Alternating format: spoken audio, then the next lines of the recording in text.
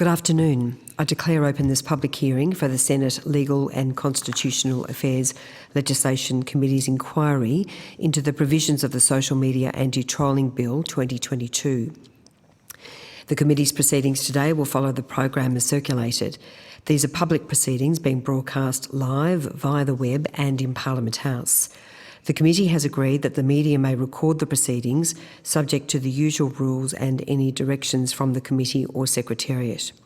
I remind witnesses that in giving evidence to the committee, they are protected by parliamentary privilege.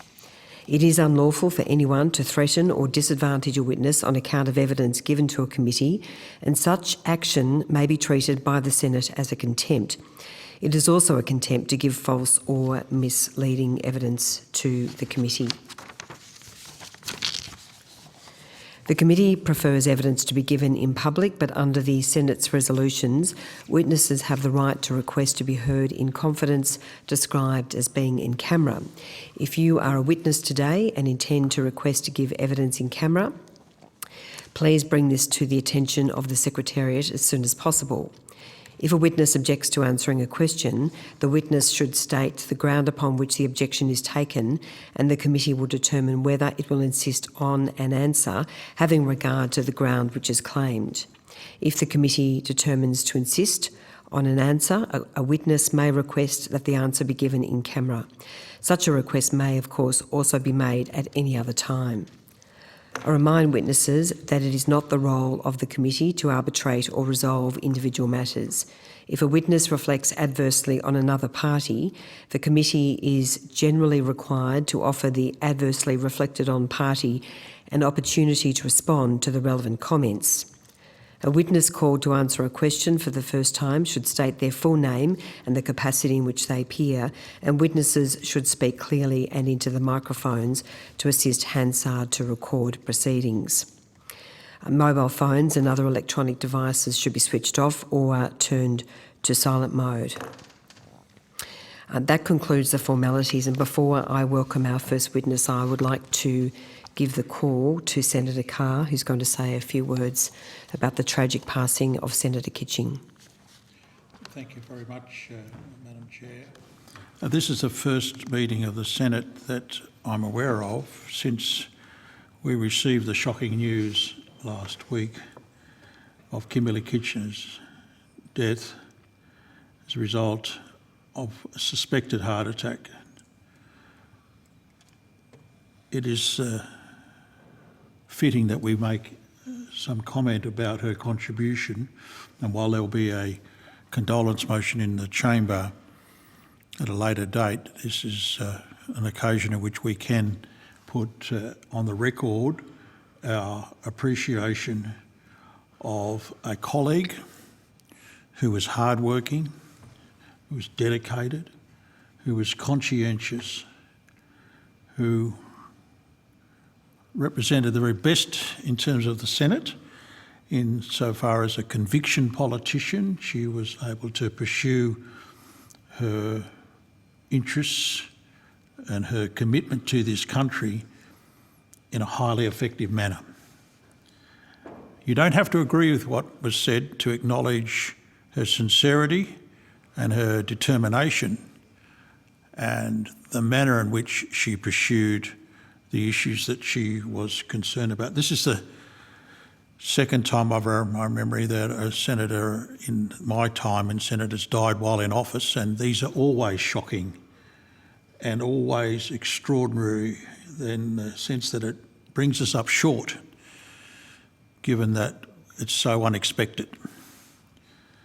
Much has been made about the circumstances of her underlying health condition, and comments have been made about contributing factors to her death. I can only repeat what's been said in other quarters, that while I'm not a coroner, I do know that the stresses of this job must have had a contribution towards her death. I have been here a long time now, and I've seen how different people react to stress. And the circumstances that we are put in as representatives of the Australian people, it's said that we are engaged in a tough business. I don't think it's appreciated in some quarters just how tough it can be, and that it's a timely reminder that people's words and actions do have meaning. I'm of no doubt that the stresses of the job contributed to her early demise. I can only say that this is something we should all bear in mind in our interpersonal relationships and the manner in which we treat colleagues. I'd like to extend my condolences, my deep felt condolences to her husband, Andrew, and to her family. Kimberly and Andrew lived about 500 metres from us in Melbourne. We had a fair bit to do with them, and the circumstances where Kimberly was able to express her concerns, I can only say just how deeply felt her loss is, and the manner of her passing is felt widely within the community. Thank you very much. Oh, thank you very much, Senator Carr. They were really magnificent and beautiful words. Look, I too wish to briefly express my sincere condolences following the tragic and very sudden death of Senator Kimberly Kitching. Like so many, I am devastated and shocked. Senator Kitching was a magnificent Victorian senator. She sat frequently on this committee, particularly during estimates, and made a very substantial contribution. She made a very substantial contribution in everything that she did. She was, in fact, a shining light of the Labor Party. Senator Kitching was brave, she was formidable, she was funny, and she was a friend. She was deeply respected as a warrior for freedom and for democracy. Her passing is a terrible loss. I too wish to convey, as I have publicly, but now before the Senate, my sincerest condolences to her husband, Andrew, to her family, and to the broader Labor Party family, including to you, Senator Carr. Senator Van, would you like to say a few words? Very briefly, thank you, Chair, and I agree with all the comments that my fellow senators have made today, and pass on my condolences to Kimberly's family. We shared a number of areas of policy passion in around defence, security, freedom, and the like. So we often found ourselves on the same committee in discussing areas of mutual interest and working towards the betterment of Australia and protecting Australians. On that, she was rock solid, and there's very few others in this place that believed in protecting Australians as much as Kimberly did, and some of my other colleagues. Senator Carr, you are right.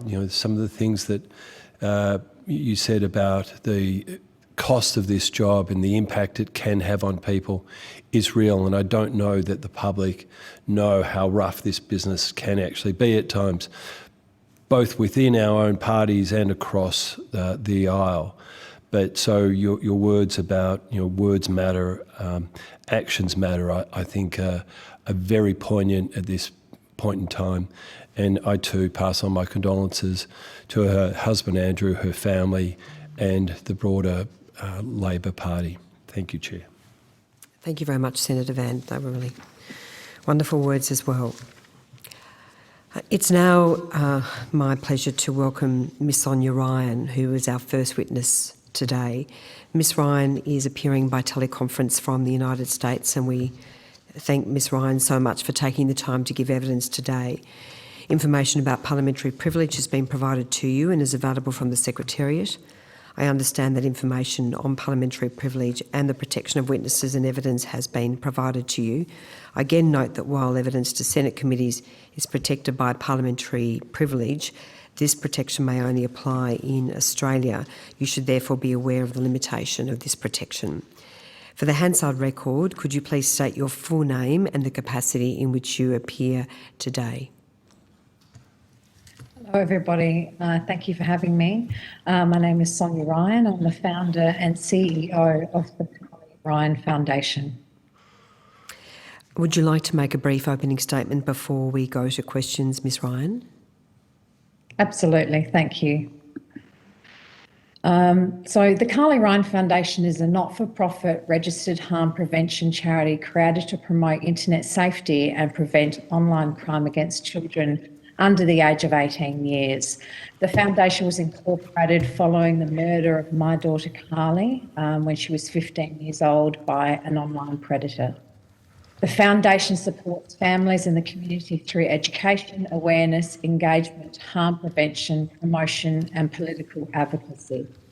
The foundation's mission is to make the internet safer for children and families. We've pioneered efforts to raise public awareness about the dangers of harmful online pornography, sexual predators, cyberbullying and other online threats. We create practical solutions that promote shared responsibility between the public, technology and the law. We stand for a community where all people are respected and valued, for a child's innocence to be protected, and for a society free from online sexual exploitation of youth. It is the Foundation's understanding that this bill responds directly to the High Court decision of Voller and seeks to improve an individual's ability to pursue civil proceedings in relation to online defamation. The Foundation does not claim to be an expert in defamation law, but shares concerns in relation to the ability of users of social media services to interact anonymously, especially where those interactions lead to harm against other users. We hear from students at the schools we visit, and I know following the reporting on Carly's murder, what people are capable of writing and posting when they feel there are minimal repercussions. But this isn't always because of anonymity. Ask any student who has been the victim of bullying, and they often have a very good idea of who it is. Often the offender doesn't even try hiding who they are. Other times, like for me, someone's story becomes so widely known, it just becomes fodder for conversation and an opportunity for armchair critics across the country to engage in arm's length judgment, finger pointing and victim blaming. Mind you, this was happening before the internet, and I get that it's human nature to gossip, but the way social media companies construct their businesses means someone's story or opinion or vendetta can be amplified across our physical location and into rumour mills of thousands, millions of other people. So too can the good things, but tragically, the more horrifying, outrageous or unsavoury it is, the quicker it spreads. I don't understand why people find the need to further someone's suffering by writing comments like, "You should have loved her more," or "I would understand if you killed yourself," as if there wasn't enough suffering. If I'd been a different person, those types of comments would have been extremely damaging and could have really derailed the work of Carly's legacy, Carly Ryan Foundation. Ultimately, if the aim of the bill is to reduce harm, then why just focus on the comparatively boutique issue of defamation to uncover someone's identity? If we are trying to make individuals more responsible for their online actions, then why not require them to register their online activity with other users? The arguments against user verification generally follow in the lines of personal data will be insecure. I don't trust governments to keep it safe. I don't trust companies. My privacy will be invaded. But no one ever says that for a driver's licence because the benefits of an individual receipt far outweighs the in its submission to the Senate Select Committee's inquiry into social media online safety, the foundation suggested the creation of a government-owned public utility, link online identities with physical ones. We noted that this could be the compromise required between those distrustful of government and those distrustful of private companies. In a world of deregulation and the selling off of public utilities, this may seem far-fetched, but in all honesty, Senators, you've got a nation of people that can be harmed by others thousands of kilometres away, companies beyond our jurisdiction, creating problems that Australian taxpayers have to suffer through then fix, and a very small subset of people that are thriving on the chaos and have been for over 2 decades. New communication methods have historically created new infrastructure to support it, and I think the successful world-leading establishment of the e-Safety Commissioner here in Australia demonstrates that there is an appetite for innovation in this space. And that is really my opening statement. There are a couple of talking points I wanted to bring up before we close this discussion today, but I can come back to those as we move forward, because I know we're limited with time. Thank you. Ms Ryan, thank you very much for your statement. We will go to questions now, and can I start by saying, on behalf of the committee, my sincere condolences to you over the tragic death of your daughter, Carly. I can't imagine what it must be like to have endured your terrible loss, and I thank you so much for your bravery and your courage in setting up the foundation and in saying enough is enough. I'm going to do something about this. So thank you again for being here today. I understand, and you've made it clear, that you've got broader concerns than just online defamation and the unveiling of anonymous trolls, and so this bill goes some way to addressing your concerns. But in a nutshell, can I ask you, what difference will it make, particularly the part of the bill that I guess holds to account the social media platforms if they don't provide identifying information in relation to someone who is defaming another online? I mean, I think the harm that's being created by people online is so great that I think it is really a company's responsibility to provide information, and particularly when it comes to child exploitation, that information given to law enforcement is extremely important in the rescue of children and being able to prevent harm from continuing and quickly. I think that social media companies have a responsibility to look after their users and to, do what they can to provide relevant information, so therefore to be able to hold a person accountable online for their actions, just as we are held accountable offline for how we choose to treat others. There are laws protecting us from various offline harms. I believe that it's long overdue for people to be held accountable for actions online. And we're not just talking about, physical harm here, we're talking about emotional harm, mental harm. So I think it is a social media's responsibility to provide information about a user that's using their platform to really harm others in a very negative way, that then can go on to follow with physical harm. So had we had the laws that you're advocating for, obviously there would have been a much safer online environment, including for your daughter. Yes, I mean, it's easy to sort of say, what if, and if things existed differently, and if the law caught up with current technologies when my daughter was online, then maybe there could have been a different outcome. But the amount of, it's not just my daughter that has suffered and lost the most at the hands of an online predator. There are so many young people that are being coerced online for sexual content, inappropriate content.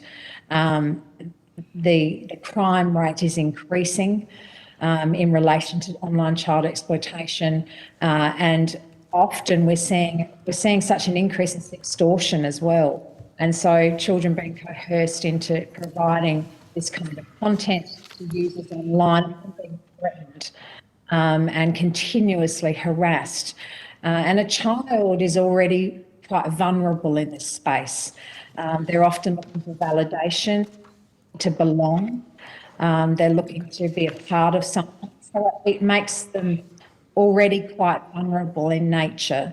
And when we are seeing, trolls, people getting online harassing young people, and that's kind of the expertise that my organisation works upon, protecting users 18 and under. We're seeing children suffering greatly, and it is completely derailing their future, their future opportunity, their relationship with others. The damage is quite extensive. And as I said before, it's not often always that physical harm. Mental harm and emotional harm goes a long way into really sidetracking the path of a young person's journey into a healthy life moving forward and healthy interactions with others. So I think that it's extremely important that people are held responsible for what they choose to do online, how they choose to interact with others. It's something that needs to be addressed by this government and needs to be continuously researched and discussed to be sure that we have a suite of legislation that is able to successfully protect particularly young users. Thank you, Ms Ryan. I'm now going to give the call to Senator Carr. Thank you very much, Ms Ryan, and I do want to acknowledge the inspiring work that you and your foundation has been doing to make the internet a safer place for young Australians. And while we welcome your evidence before the committee, I just wanted to be clear because I couldn't see a submission that you'd put in, so I presume the Secretariat's asked you to come today. Is that correct? Yes. No, thank you. Now, so, and this is where I'd ask if you could help me. My understanding is that your foundation's focus is not predominantly on the subject matter of the bill. It's you in fact, you're concerned about facilitating, which is the bill, of course, as you'd appreciate, is about facilitating private civil actions for defamation through a new means to try to identify potential defendants. Would you agree with that? Have I summed that up properly? Yes, and I mean, one of the things that I wanted to talk about was how many defamation claims are currently before the courts, especially those lodged by young people against young people. Are there so many that it requires this amount of time, and how does it compare to the greater online harms being perpetrated against young people, like online sexual exploitation or the non-consensual sharing of images? I'm not an expert in defamation law at all, but I'm confident you've heard from other organisations who have suggested other alternatives to pursue. So, do you agree with the evidence that's been presented by virtually every other witness that providing evidence for defamation purposes is enormously expensive, is slow, is stressful? The private defamation actions aren't particularly valuable for young Australians. I mean, I really think that young people just want to get the content removed, and they're not always interested in the time and money consuming court proceedings just to get an apology or to put a case like that forward. and also to the financial cost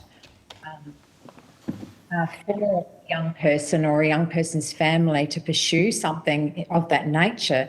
Is it practical? So, you know, how many would actually be pursued in a real life scenario? And the circumstances that have led to this bill, it's said to be a response to the High Court decision on Vola. I'm wondering what your view is in regard to the question of immunity from defamation material that this bill would grant to corporations and others who host that material on social media that when they operate in Australia, even when they've notified that they are hosting that material. What do you think about that? I think it's slightly worrisome, to say the least, that where there is rules for one, yet we have, you know, yes, immunity for large social media companies, potentially news corporations, and I really do think that could pose some great concern to the community. And, you know, I have had some concerns for some around the information that these companies do hold, and what they're willing, what they share on their platforms and what they choose not to share on their platforms, and immunity from, you know, I guess what I'm trying to say is they're getting to choose what information they share, and it's not always agreeable that it's the right information that's being shared, and how are they held accountable when the information is damaging, is what I'm trying to say. Yep.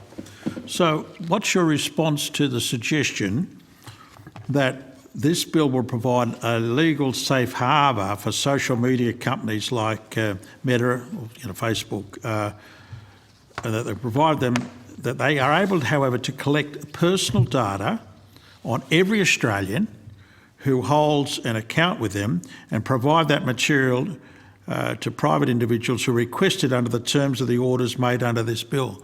What's your concern, or do you have a concern about that? I would say that it would need to be heavily regulated in some way. How that could be done, I couldn't say right now, and that's something that we could provide on notice for some further discussion. Yes. And I'd be happy to do that. Yeah. But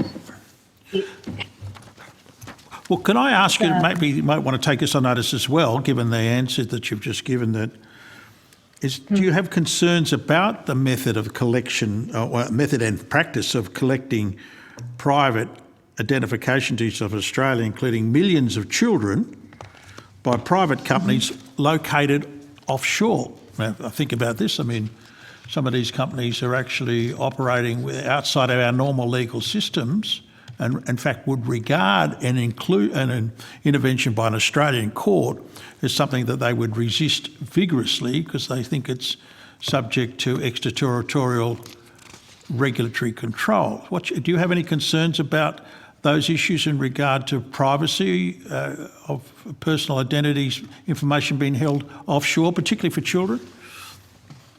I absolutely do have concerns about that. And information's been collected for years now.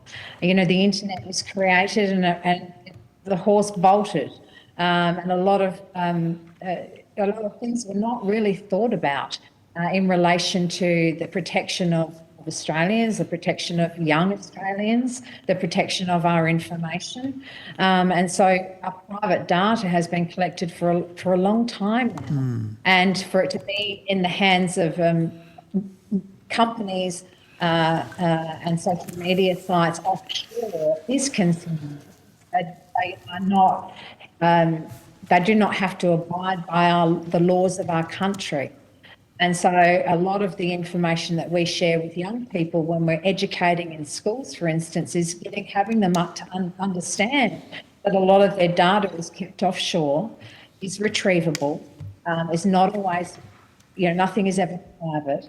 And so this does create a concern for myself and for moving forward. Thank you. And could I ask you then to give some thought to this matter, and you may wish to take this on notice, that, is there a prospect here that the alleged benefits of the bill may in fact be outweighed by the risks to Australians?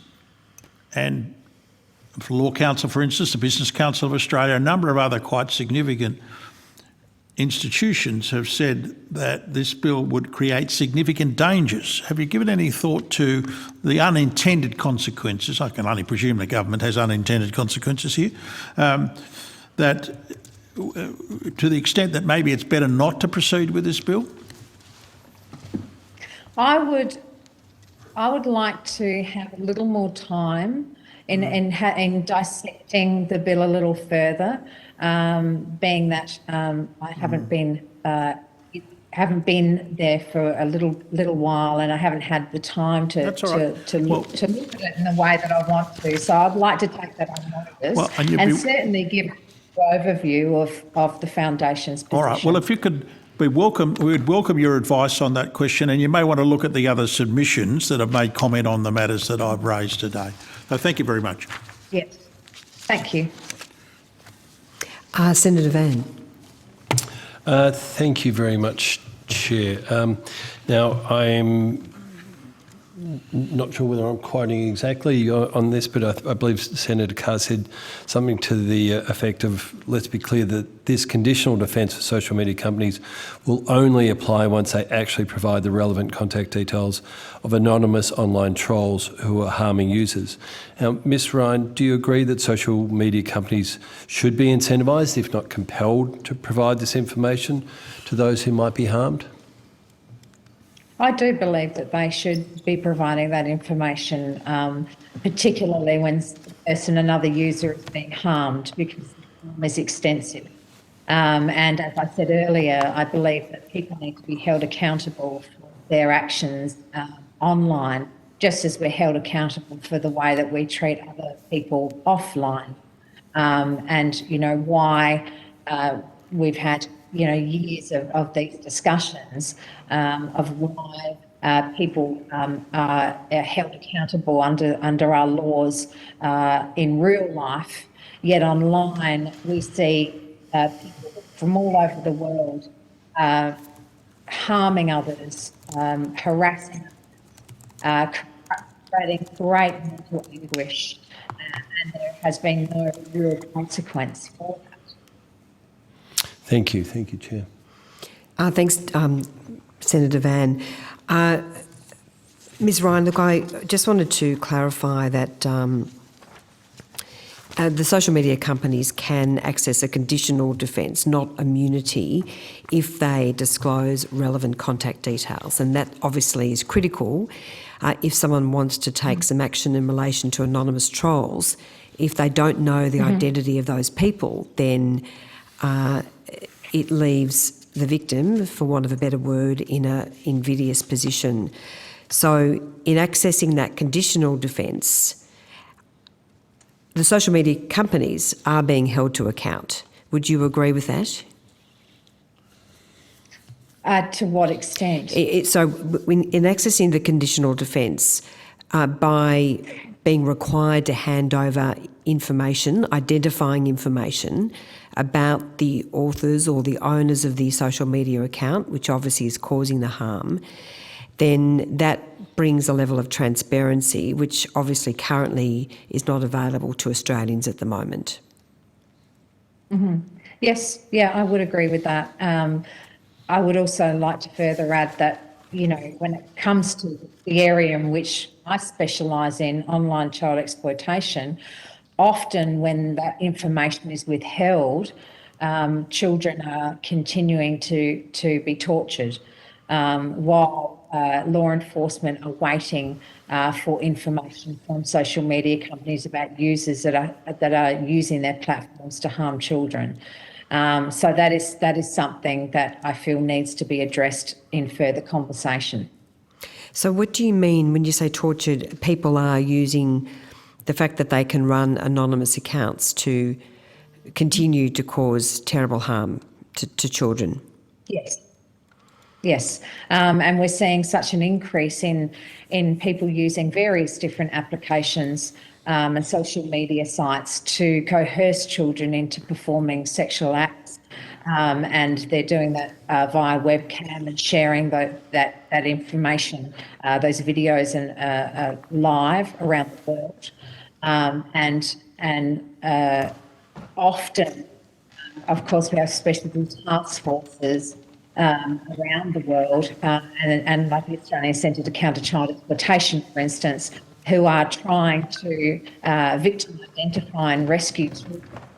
And often, when they're trying to get information from telcos or social media companies, that process can be delayed. And while that process is being delayed because a social media company doesn't want to give over private information about one of their users, we're seeing children continue to be harmed, and that is a great concern for me.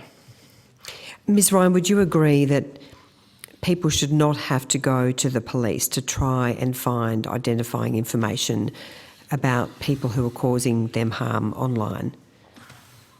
I would say that it would be, depend on the type of harm. If we're talking about harm against children under the age of 18 years old, we're often having to see law enforcement involved, being a criminal offence, of course. And in the cases where it's not so much of a crime against a child, then I believe that social media companies should be giving that information across if it's requested, and depending on then the user that's being harmed, it then gives them the opportunity to work out what it is they want to do from there, where they want to go from there in relation to seeing if there can be some kind of accountability or consequence to that user for the harm that they've caused them in their life. Thanks, Ms Ryan. I'm now just going to hand over briefly to Senator Carr, who's got another question, I think. I don't want to press on this, but I'll just make the observation and you can respond to it any way you feel appropriate. The problem with the bill, as I read it, and I'd ask you whether or not you'd agree, is that this bill doesn't actually address those concerns about trolling, because that's the only time it gets mentioned is in the heading. You actually look at the detail here. What it's really saying is that the only action available to a victim of abusive behaviour through social media is defamation law. And it's unusable for most people. Overwhelming 99.9% of folks can't use defamation law because they can't afford it. Not to mention the capacities that people have in terms of language and culture and all the other questions, but on the cost alone, 99.9% of Australians are excluded. So I'd ask you to think about this. What this bill, and when you take it away if you wish, but actually what it's saying is that social media companies can be given immunity from liability. They can get off scot-free. They don't even have to take stuff down under this. It may well be that it's making the situation worse. I'm not sure that I agree with your characterisation of the bill, Senator Carr, but... Well, no, you've asked your questions. Yes, I'm asking that Ms Ryan, if you could have a look at that, because that's the evidence. That is the evidence of a significant number of highly authoritative witnesses to this inquiry that actually makes the situation worse. Could you have a look at that for me? I'll have a look at that for you and take that on notice, yes. But I would like to further read some of the other submissions to make an educated response on that. if that's possible. Thank you. Fair enough. Ms Ryan, look, thank you, and we would welcome that. So any further comments on notice we would absolutely welcome. Please have a look at the submissions. There are also many submitters who strongly support the bill, so it will be an opportunity for you to look at all of the various views and then provide us with any further comments. Look, I greatly appreciate your time and evidence today, particularly doing so via teleconference from the United States. All the very best with your foundation. You're doing magnificent work, and we're very, very grateful for your time today. Yeah. Thank you. And as I said, my expertise is around, protecting children online and children under the age of 18. So I would like to look at some more submissions and have a broader, more complex response from my writing. Thank you. Thank you very much, welcome Ms that. Ryan. We'd Thank you. welcome We it. really, Thank you very much. really appreciate that. Thank you. Thanks. It's now my pleasure to welcome representatives from Free TV Australia. Thank you so much for taking the time to give evidence today. The committee has received your submission as submission 18. Do you wish to make any corrections to your submission? Thank you, Chair. No corrections. Thank you. Information about parliamentary privilege has been provided to you and is available from the Secretariat. For the Hansard record, could you please each state your full name and the capacity in which you appear today? Thank you. Yes, my name's Bridget Fair. I'm the CEO of Free TV Australia. Afternoon, I'm Ross Mitchell, the Director of Broadcasting Policy at Free TV Australia. Thank you, Chair. My name is Natasha Eaves. I'm Regulatory Affairs Manager at Free TV Australia. Thank you so much. Would you like to make a brief opening statement before we go to questions? Yes, we'll make a brief statement. Thank you. So thanks, firstly, for the opportunity to appear before your committee to focus on the bill. In recent years, social media platforms have been a focus of media policy, and we've seen some very positive developments in the form of things like the News Media Bargaining Code, which is delivering significant payments to Australian media companies for the use of their content. As demonstrated through these various policy processes, social media platforms are unavoidable trading partners for Australian media organisations, and Free TV members use them, these platforms, to reach audiences with whom we share vital news and information, which is, of course, professionally produced and trusted and subject to various codes of practice to ensure that people can rely on them. There are, of course, some risks to operating in the online world for broadcasters and audiences, and this bill does deal with two of those risks relating to defamation. That's the risk to end users and to page owners. So commercial broadcasters are often page owners across social media sites and apps. And as we've seen and has been referred to earlier today, the Boller case has led to significant increase in our risk for defamation liability. This case found that page owners, including media companies, were liable for the material posted by end users on their pages, and most often this relates to comments on posts. And this resulted in an unmanageable risk for media companies. We're often posting multiple times each day, and there's often a high volume of comment on those posts. So making us responsible for the content of that those comments was not manageable for us, and there's often situations where we've had to turn off commenting features on the posts, and we've provided some examples of that in our submission. But that, of course, impacts the reach of a lot of that material. It's not something that we want to do. It limits the engagement of people with the news and information, and it limits important discussions that happen around the content. So for those reasons, we're pleased to support the bill, which ensures that page owners, such as media companies, are not responsible for defamatory material that is posted on their pages. Having said that, there are a number of areas where we would recommend that the bill be amended or expanded.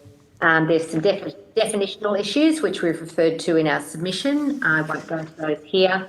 But most importantly, we make recommendations for additional actions social media services could take to ensure that media companies and other page owners, and indeed other people in the social media world are better able to manage the content on their pages.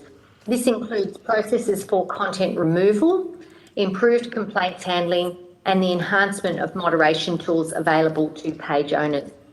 So we would recommend to the committee that the bill be expanded to consider legal risk beyond defamation, including injurious falsehood, misleading or deceptive conduct, and contempt of court. That said, we very much appreciate the steps that have been taken to reduce legal liability on media companies' defamatory content, and we strongly support passing of this bill, along with hopefully recommendations from this committee to look at what additional steps may be warranted. Thank you very much, and I welcome any questions. Thank you so much. I might give the call firstly to Senator Carr. Thank you very much. I think the three of you represent a number of companies that clearly support this bill, and you've encouraged the government to give the matter some priority. I'll just ask if you could comment on my reading of your submission that essentially the legal risk faced by Free TV members in relation to online content was significantly extended, in your view, because of the Vola defamation case, that media companies, particularly free TV providers, are under significant onus of responsibility for end-use interaction. That's the first point. Second is that you believe that the news media organisations have limited the number and range of articles they share on social media, and are more often closing the comments sections entirely to prevent liability, and the passing of the bill will remove the burden of liability on media organisations. Is that essentially that's what you're saying? Is that's the thrust of your submission? Yes. Okay. That's exactly right. But you also make a number of other suggestions as that would deal with what some are called or unintended consequences. So am I fair in saying that you're seeking to have the application of the bill to other legal risks such as contempt of court, ensuring social media services cannot contract out liability, and that you seek to have definitions on the purpose and limits of the provision of the Attorney General's intervention, and you seek to clarify definitions of key terms in the bill. Is that right? Is that the nub of what you're saying? Yes. Yes. So you actually That is don't, correct. when you say you support the bill, you actually do so with amendments. Well, we support the bill as far as it goes. So we think what the bill delivers is a very important reform and should be passed. But we would also say that there are additional matters which are worthy of further consideration, and those are what we've highlighted in our submission. So it's not really a mutually exclusive proposition. It's not that there's something wrong with what's put forward. It's just saying that we could be doing more. Okay. The High Court finding for the Vola case was specifically around defamation and the legal liability for defamation and defamatory material on social media. And this bill, either in the bill or in the explanatory memorandum, actually says that it's in response to the Vola case finding, which was only around defamation. However, as we've seen, there are a lot of other risks in online interactions and social media interactions, and therefore there are other actions that could be taken to respond to those, such as you said, contempt of court material. Right, you are. So if you don't get the amendments, would you still support the bill? Yes. Yeah. Now, can I just go through a couple of things, because you're the only media industry stakeholder that's made a submission, and that is the traditional media stakeholder make a submission in this process. So I really do thank you for coming to talk to us today. The other submissions from the media industry, of course, in terms of I regard the social media platforms as part of the media industry. What do you say to the proposition that this approach here, in terms of defamation law, first of all, doesn't take into account what other work that's being done of a more comprehensive nature, and it's rather limited and ad hoc in its scope, and that maybe we need to have a look at a much more comprehensive response on the defamation issue? Look, I understand there are a number of actions happening or considerations happening across both state and federal government in relation to defamation law at the moment. I think this bill responds quite specifically to the Voller case finding. Well, perhaps you could explain to me how previously things have worked, given that you regard the Voller question as being so significant. I'm wondering how, in previous times, have you moderated comments for defamation? Have you actually thought it necessary in the past to actually have to do that? Well, until the Voller case, I don't think we did think it was necessary to do that, because they weren't being published on our platform. They were being published on somebody else's platform, i.e. the social media company. However, what the surprising outcome of the Voller case was that we are actually responsible for material, not that we have published, but which other people are publishing themselves on somebody else's platform. So with that result, we obviously need to look at the extent of our liability. Defamation cases and the management of them and the damages that are payable and various other things are a significant drain on resources for most media companies, and they're also quite a chilling effect on the kind of content that you may choose to publish. So it is a very significant issue, not just for media companies, but for the community as a whole, because we want people to publish the news. And we don't want people to have to shut things down because we're worried about what some random that we can't control say. So it is an important issue for media companies and for democracy, really. And so to that extent, these reforms are important and worthy. It doesn't mean they're the only reforms that should be considered, but these ones definitely should go ahead. Fair enough. Now, look, can I be clear though? How has the operations of your companies actually been changed in terms of the way in which you moderate comments on social media since the Voller decision? Well, I think you either have to choose not to post stories that you think might attract potentially defamatory engagement, or you have to entirely turn comments off, which limits the reach and effectiveness of posting those articles in the first place. Yes, and it is. So you'll have teams of people that are now dedicated to moderation. So that means that media companies are diverting resources away from content creation, so having to have people sit there and moderate. So you might find stories that are moderated and have comments turned on between 9 to 5. Then after 5 o'clock, they'll have to turn comments off because there simply aren't staff available to undertake that moderation role. Turning comments off is a significant issue for media companies because it does dramatically impact the reach that an article gets. So it's not simply just a matter of turning them off and enjoying the reach you normally would have. The number of people that see stories and engage with stories dramatically drops when you turn comments off. Okay, well, look, given that you mentioned resourcing, have you got, maybe this is a direct question for you, Mr Mitchell, what's the cost on average for news media companies to moderate comments on social media?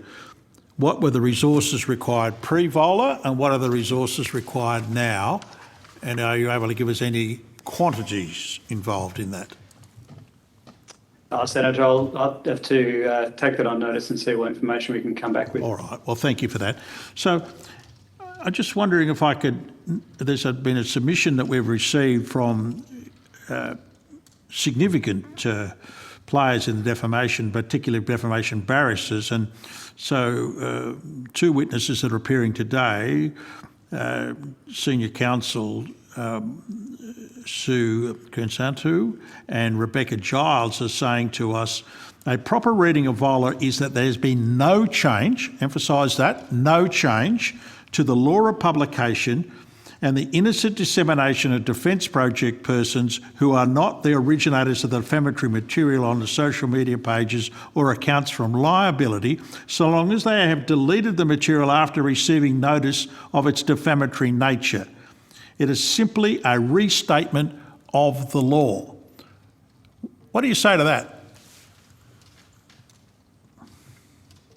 Well, I guess what I'd say is it's not really that relevant whether it's sort of like the law's changed or the law's been as it was. The fact of the matter is the liability of media companies has been brought to light by the Voller decision, whether that was some kind of sleeping giant that nobody realised was there and, you know, we didn't worry about because of that, or it's actually a change in how things are being perceived. It doesn't matter, because for us, it's enlivened a new source of liability that we weren't, whether it was that we weren't previously aware of it or we believed it wasn't there, doesn't really matter. The fact of the matter is it's a problem. Okay, well, Ms Fair, I put it to you this way. It does matter.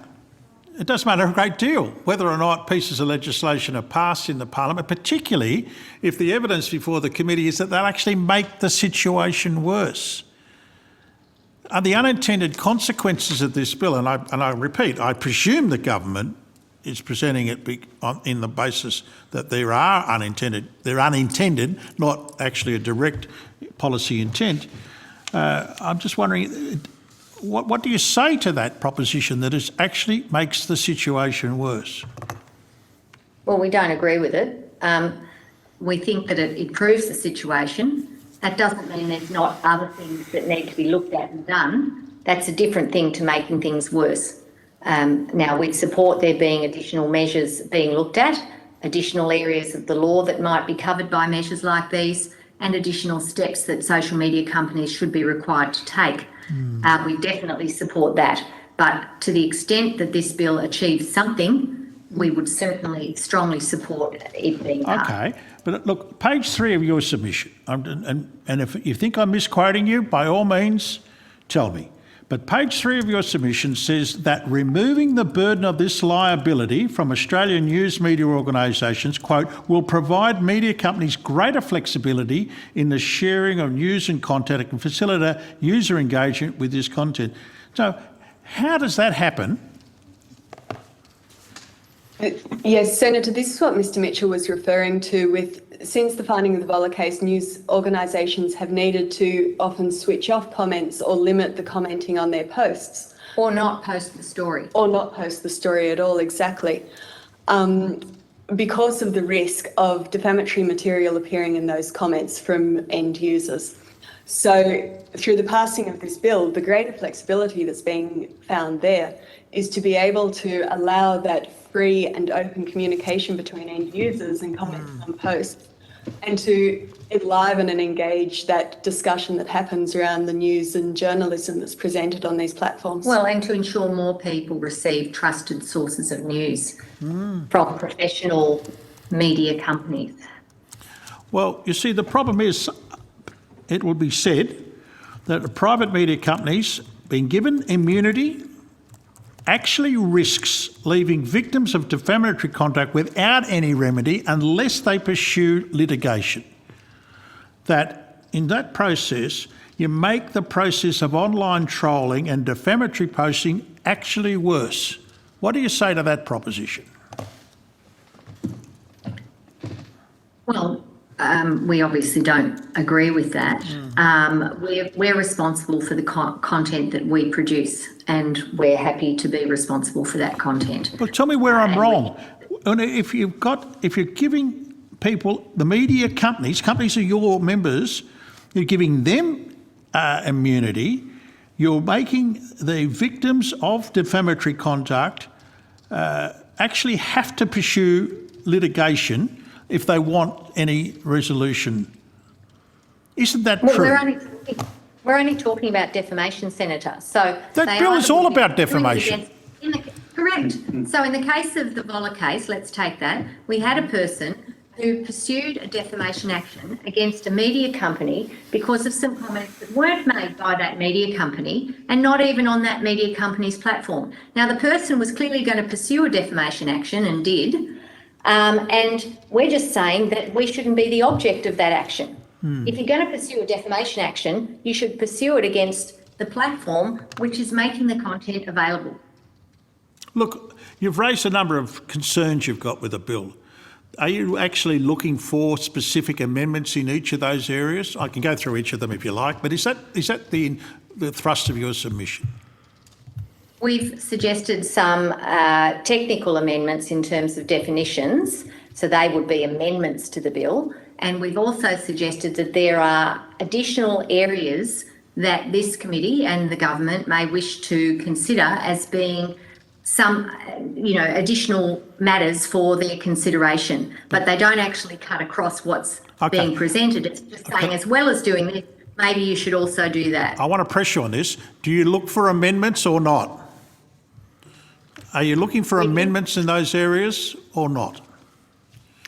We're looking for the bill to be passed and then for these additional matters to also be addressed. Last question, Senator. Yeah, all right. Members of Australia's Right to Know are free to TV members, and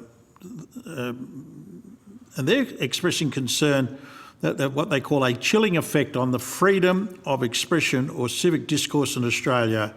Now, what do you say to that? Are you any concerns about the privacy implications of this bill? I think that the privacy aspects of this bill are an issue that's separate to the media organisations in this case. The media organisations are the page owners, where the privacy implications come into this bill is around what social media services are required to share with individuals and around personal information. And I think that's a separate issue. Well, you say they're separate, but these are overseas corporations that will be gathering extraordinary amounts of information, required under the bill, extraordinary amounts of information about Australians held offshore and not even subject to Australian law in their minds, because they think it's extraterritorial issues, judicial questions that they say Australian courts can't reach into. Why shouldn't people be concerned about that? And why aren't they actually an essential part of the bill? Not separate matters, but essential parts of the bill. I think that is a central part of the bill. I don't think it's a central part of the bill in relation to page owners and media companies such as our members. It's 15 minutes. Thank you. All right, thanks very much, Senator Carr. Yes. Do you want to complete your answer? No, that's fine. Thank you. All right, thank you. Look, I'm now going to raise a few questions as chair.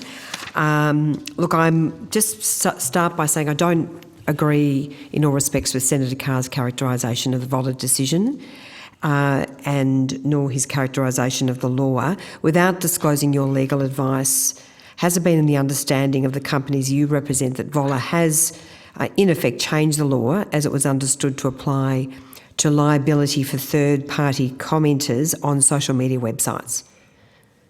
It certainly changed what our understanding of the law was, yes. So when Senator Carr referred to the statement from the submission from Ms Chrysanthou Giles that the Voller decision is simply a restatement of the law and therefore no legislation or legislation is required, I put to you that reflects not the majority decision of the High Court, and therefore the strong view is that legislation is required to change the Voller decision to make sure not just media companies, but to make sure every Australian who runs a social media page, be it a community group, be it a school, be it a volunteer group, be it a media organisation or a large corporation, that they are protected under circumstances where third parties are posting on their pages defamatory material, and which obviously at the moment, for which they are liable based on the Voller decision. Yes, correct. We would strongly agree with your characterisation of the situation. So how important is it that this legislation be passed? Well, we think it's very important. It's having a significant effect on media companies in terms of extending their liability. And that in turn has a significant effect on the community that we all live in our access to trusted news. And large social media pages like yours are particularly vulnerable. They're very dynamic. They post a lot of content, some of which is contentious. You have a high number of users, and the burden involved in monitoring and removing defamatory material is obviously very, very onerous based on the evidence we heard earlier. That's correct, Senator. So what difference will this make to the companies that you represent? And I guess I say that from a free speech perspective as well, because if you're closing down particular posts or your page and not allowing comments, isn't this also having currently a chilling effect on free speech? Yes, we would definitely support that statement, and we have made similar statements in our submission. Being disincentivised to post important stories or having the reach of those stories limited by people not being able to comment on them is something that we should all be concerned about.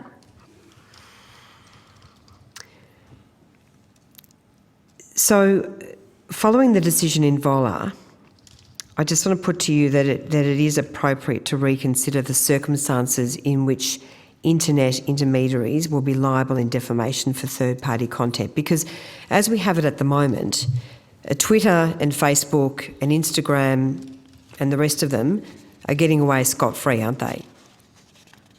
Correct, and we put in a lot of resources in preparing stories. We have, very stringent codes of practice which require us to make sure that we pay attention to whether things are accurate and impartial. We're subject to oversight by a media regulator. There's somewhere for people to go if they are concerned about content, either for defamatory reasons or other reasons. And we live up to those expectations of the Australian community, and gladly so. But what we, found problematic with the Voller decision was that an understanding we previously had, which was that, of course, we're responsible for our own content and what we put out on our own platforms, but other people who run other platforms would be responsible for what's on there. And we found to our surprise that perhaps that wasn't the case. What about the option of turning off comments and just posting material, reducing your liability by not allowing Australians to comment on your posts that you place on, whether it's Facebook or Twitter or the other platforms? That is a possibility, Chair, but it does limit engagement with the news and the discussions around the news, and it limits the reach of the news. The other thing I'd say was that I think, and my colleagues might correct me if I'm wrong, I don't think we could even turn off the comments prior to the suggestion that there would be this kind of legislation. So it was a question of posting or not posting. And as we've seen in other instances, such as the News Media Bargaining Code, it's really only when the Parliament steps in with some threat of there being legislative action that we see even the most basic level of response from some of these social media platforms. And so, that's why it's also very important that we see the Australian government intervening in the way that it is. That's right. The reason we're here having this conversation is simply the response of the digital platforms to that decision and our inability to negotiate with them for tools that would help mitigate the liability that was created through that decision. And also the operation of their algorithms that means that when you do turn off comments, your circulation and your reach goes down.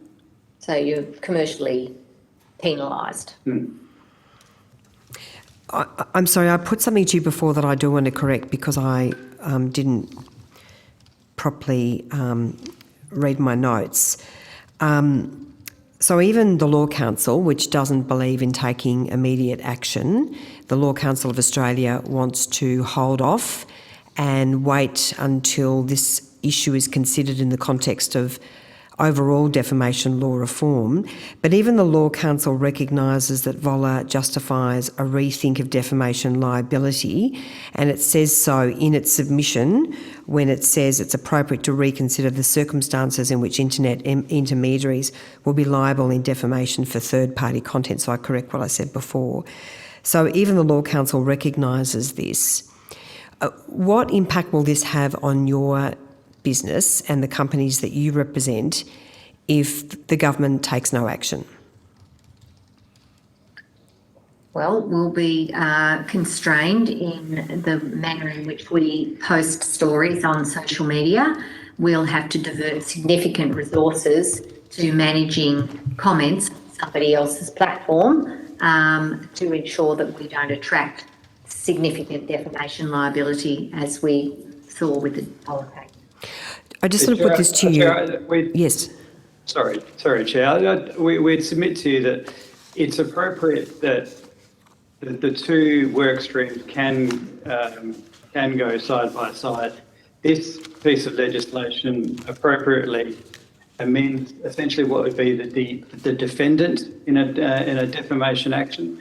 The actual liability and the talk of defamation itself and any reforms that are necessary for that work can continue alongside removing what we say is the inappropriate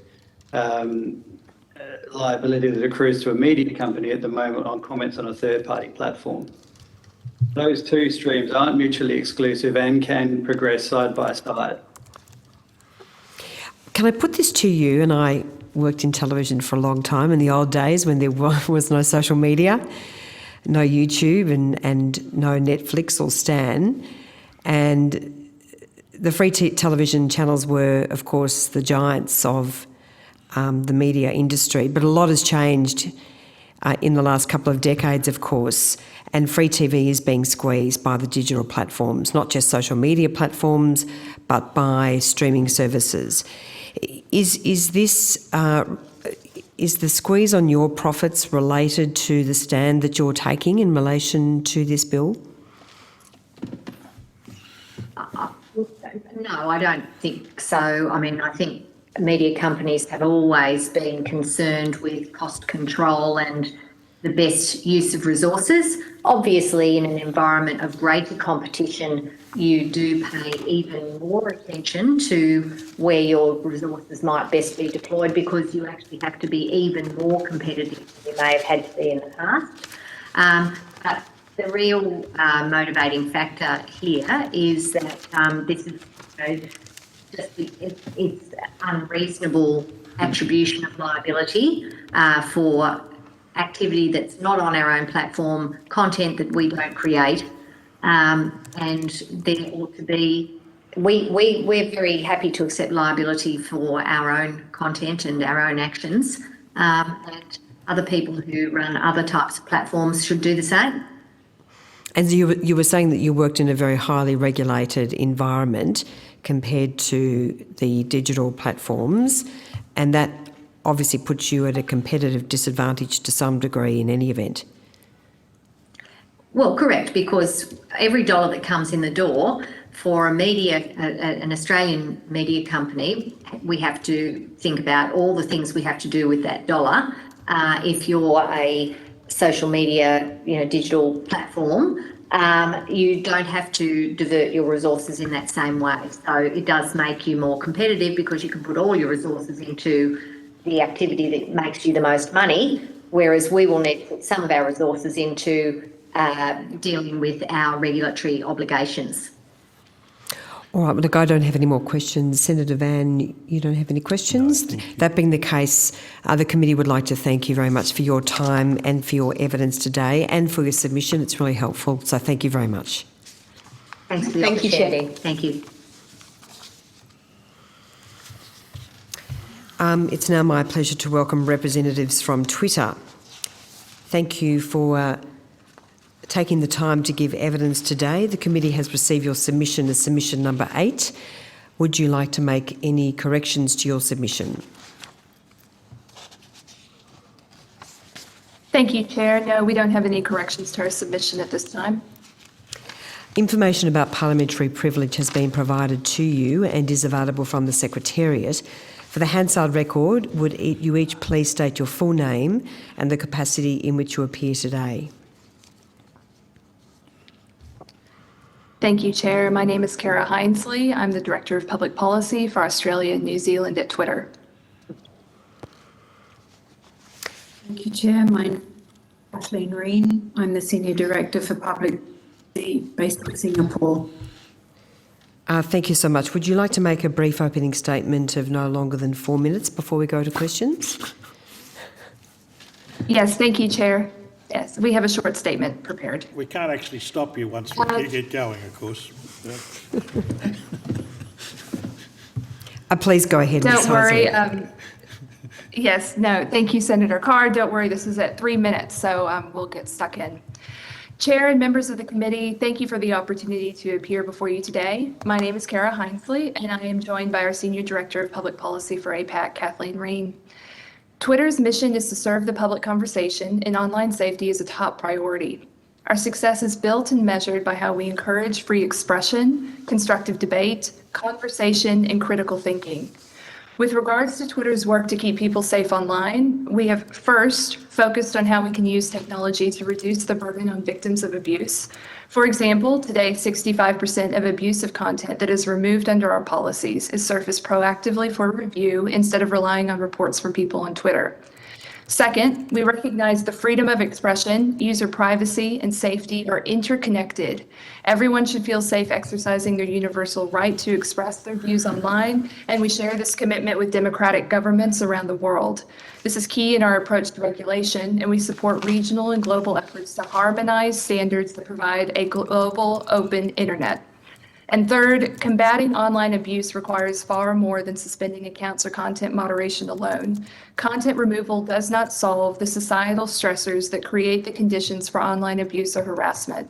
Leadership matters, and we believe that civil public discourse by leaders is essential to healthier online conversations. We respect local laws, the legal system, and work closely with law enforcement and government agencies in Australia. The committee is aware that we are working across an extensive range of draft and active legislation, and we encourage the committee to consider recent laws that have been enacted to address online safety issues, including the Online Safety Act, which went into effect on the 23rd of January this year. While we believe many issues can be addressed via the Online Safety Act, this has not held us back from deeply engaging on the question of defamation reform. We value and appreciate the opportunity to participate and contribute to the state and territory-led model defamation provision reform process, which has been multi-staged and taken place over the last few years.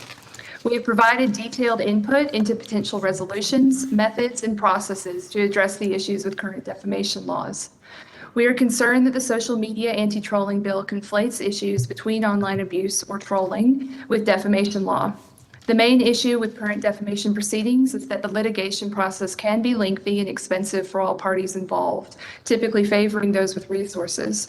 Under this bill, online platforms must choose between facing liability in court or turning over private, sensitive information about users without a legal determination as to whether the content is in fact defamatory under the law. Of particular concern are in-user information disclosure orders that raise potential safety concerns, the opposite result of the stated intention of the bill. Platforms must choose between facing liability or potentially censoring non-defamatory content. If online platforms are expected to remove content absent a legal determination as to whether the content is indeed defamatory under Australian law, we will see censorship of legitimate speech. We appreciate our dialogue with the Australian government. We share the government's goal of protecting public discourse and keeping Australians safe, and we welcome the ongoing conversation regarding regulatory and legislative reforms. We thank the committee again for the opportunity to appear today and welcome questions on these important topics. Over to you, Chair. Thanks, Ms. Thank you. Hinesley. Before I go to questions, I think it's appropriate for me to state that I am in dispute with Twitter with respect to an investigation by Victoria Police concerning 2 anonymous Twitter accounts which trolled me over a number of years. I won't go into all the details, other than to say Victoria Police obtained a search warrant and issued that against Twitter. And Ms Heinsley, you're aware of my case, I know that. And Twitter has refused to comply with the police search warrant seeking identifying information because Twitter says that it does not have access to the identifying information. So given that is the case, what confidence can Australians have if this bill is passed that Twitter will provide identifying information in accordance with an end user information disclosure order? Thank you for the question, Senator. In terms of any report that we receive in relation to a legal request or a warrant that's issued by a legal authority in Australia, we take these reports very seriously, and we go through the processes that have been established by the Australian government and the US government.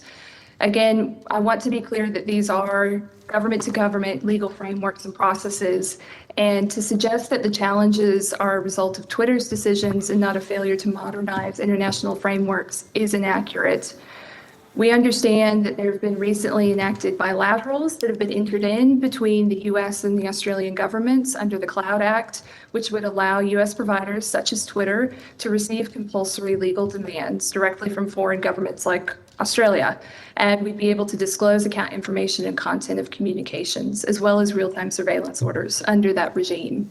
So I think that there's a number of changes that are taking place in order to reform these processes that will allow for cross-border data transfers in accordance with the legal frameworks in place. Okay, so obviously I've experienced this personally, where a police search warrant issued by Victoria Police has been met with a brick wall from Twitter. So are you now saying that Twitter is re-examining the way that data is held and intends to make data held offshore available under circumstances where an end user disclosure order is issued against Twitter, requiring Twitter to hand over identifying information? With regards to local law, we always respect and work within the local frameworks where we operate. With regards to offshore data, we do operate within the processes that have been put in place by both the US and the Australian governments in this regard.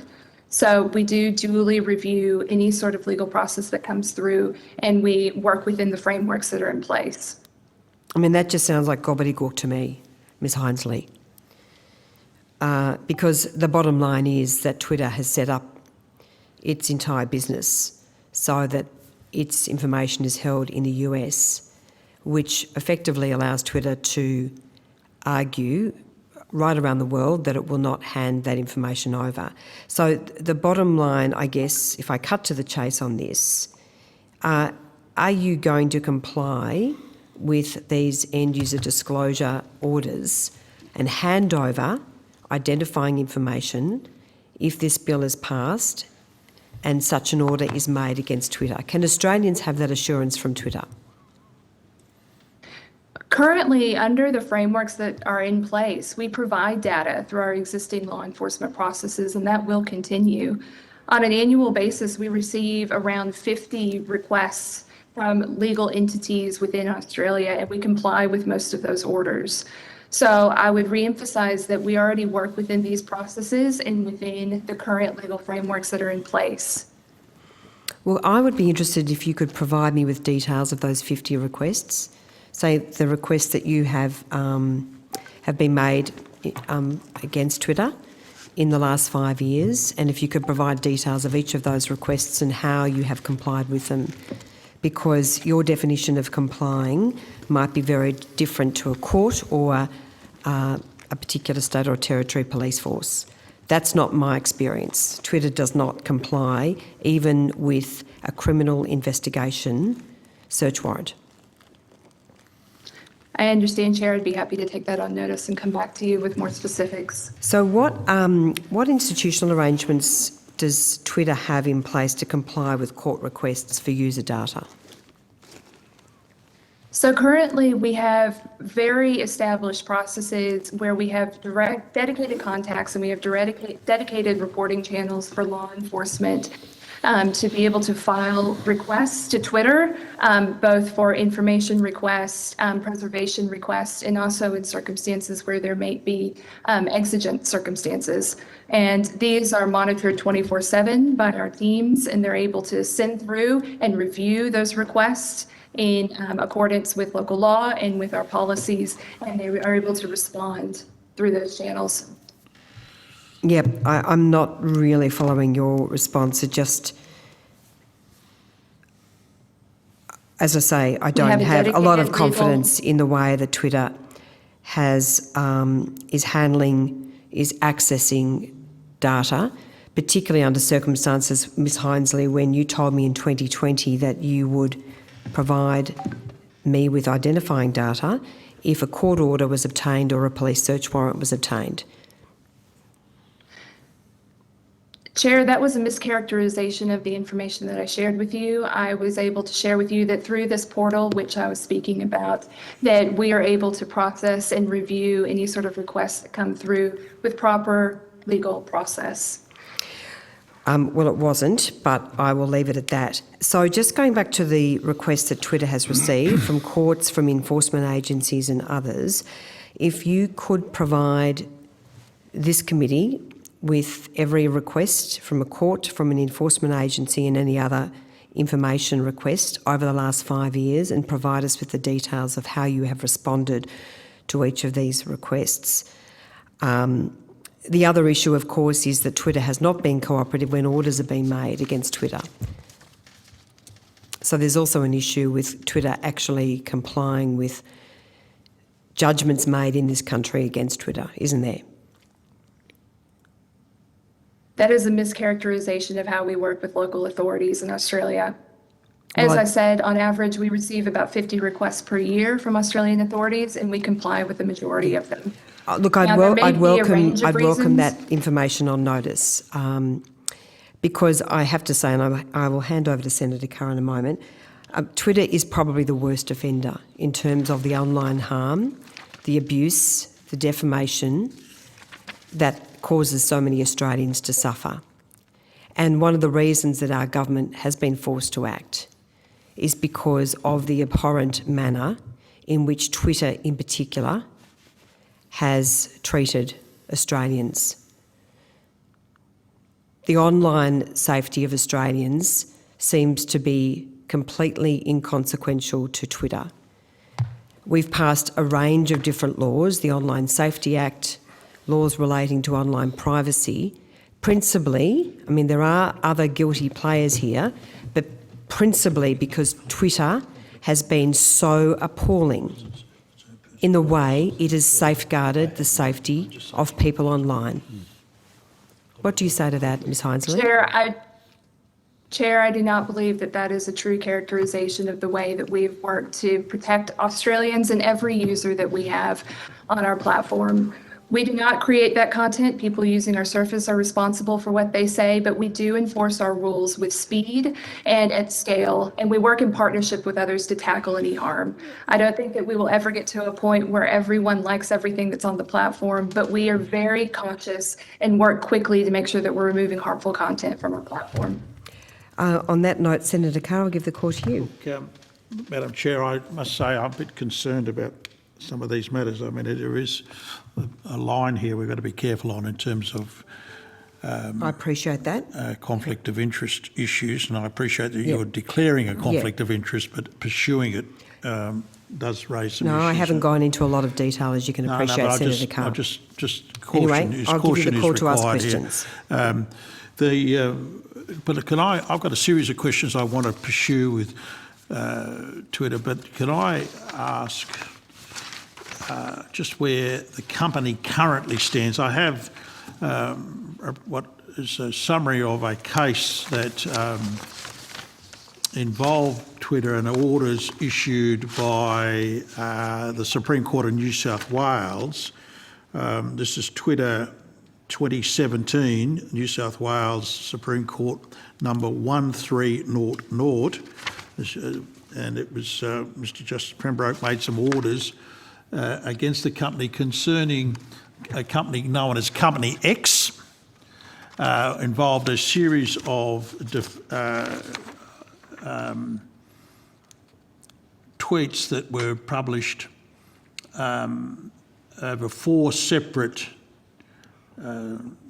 tranches, described as a rogue tweets use of Twitter operating to essentially undermine the reputation of a particular company, and as I say, the name was suppressed.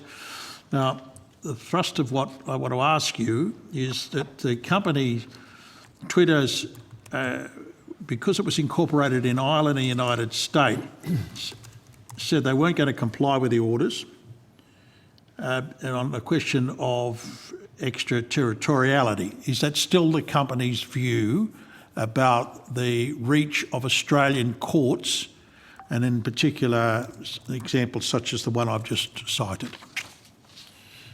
Before you proceed, Senator Carr, it may assist you. I was going to table that exact judgment. If you would like to table it, or I can. But look, I mean, this is not a Star Chamber. We really want the company's response to that question. Are you able to provide that? Thank you, Senator Carr, for the question. I'll have to admit I'm not familiar with that particular judgment, and so I will have to take that on notice to seek if you input could, please, from relevant colleagues. Thank you. Of course. I then table that. If you could, I'll table that judgment. If that's, So what is the name of the judgment, Senator Van? It's X versus Twitter Inc. 2017 New South Wales Supreme Court 1300 before Justice Pembroke. So, Thank you. but the policy question remains. Putting aside this particular event, and you want to take that on notice and I accept that, is it the policy of Twitter that you still do not accept the jurisdiction of Australian courts? I don't think that's been our policy, Deputy Chair. What we do work through is with the MLAT process, the Mutual Legal Assistance Treaty process, which you might be aware of. I'm happy to go into a bit more detail if that would be helpful. I think this is a really important matter about the issue of jurisdiction, and I understand that other media companies currently have various government officials before the courts at the High Court, for that matter, in Australia on this very matter. Understood. So, Deputy Chair, in terms of any valid process being effectively served, we rely on the MLAT process to actually go through any review of an application for assistance. So an application can be for information, it can be for accounts, it can be for basic subscriber information, it could be for content contained within actual direct messages is what we call them, but private communications.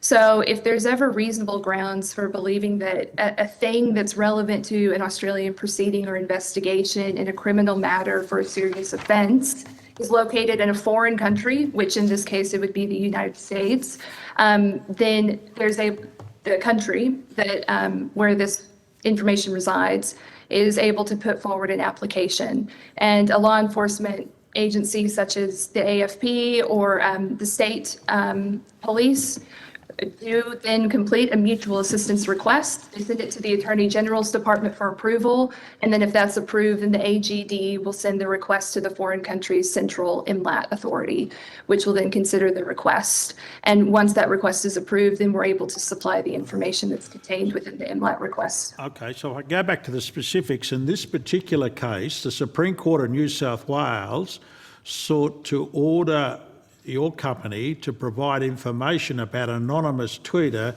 divulging confidential information about a series of what was described as venomous tweets. Now, the judgment was notable for it was an online platform website which publishes confidential information, is also led to the question about this jurisdictional issue.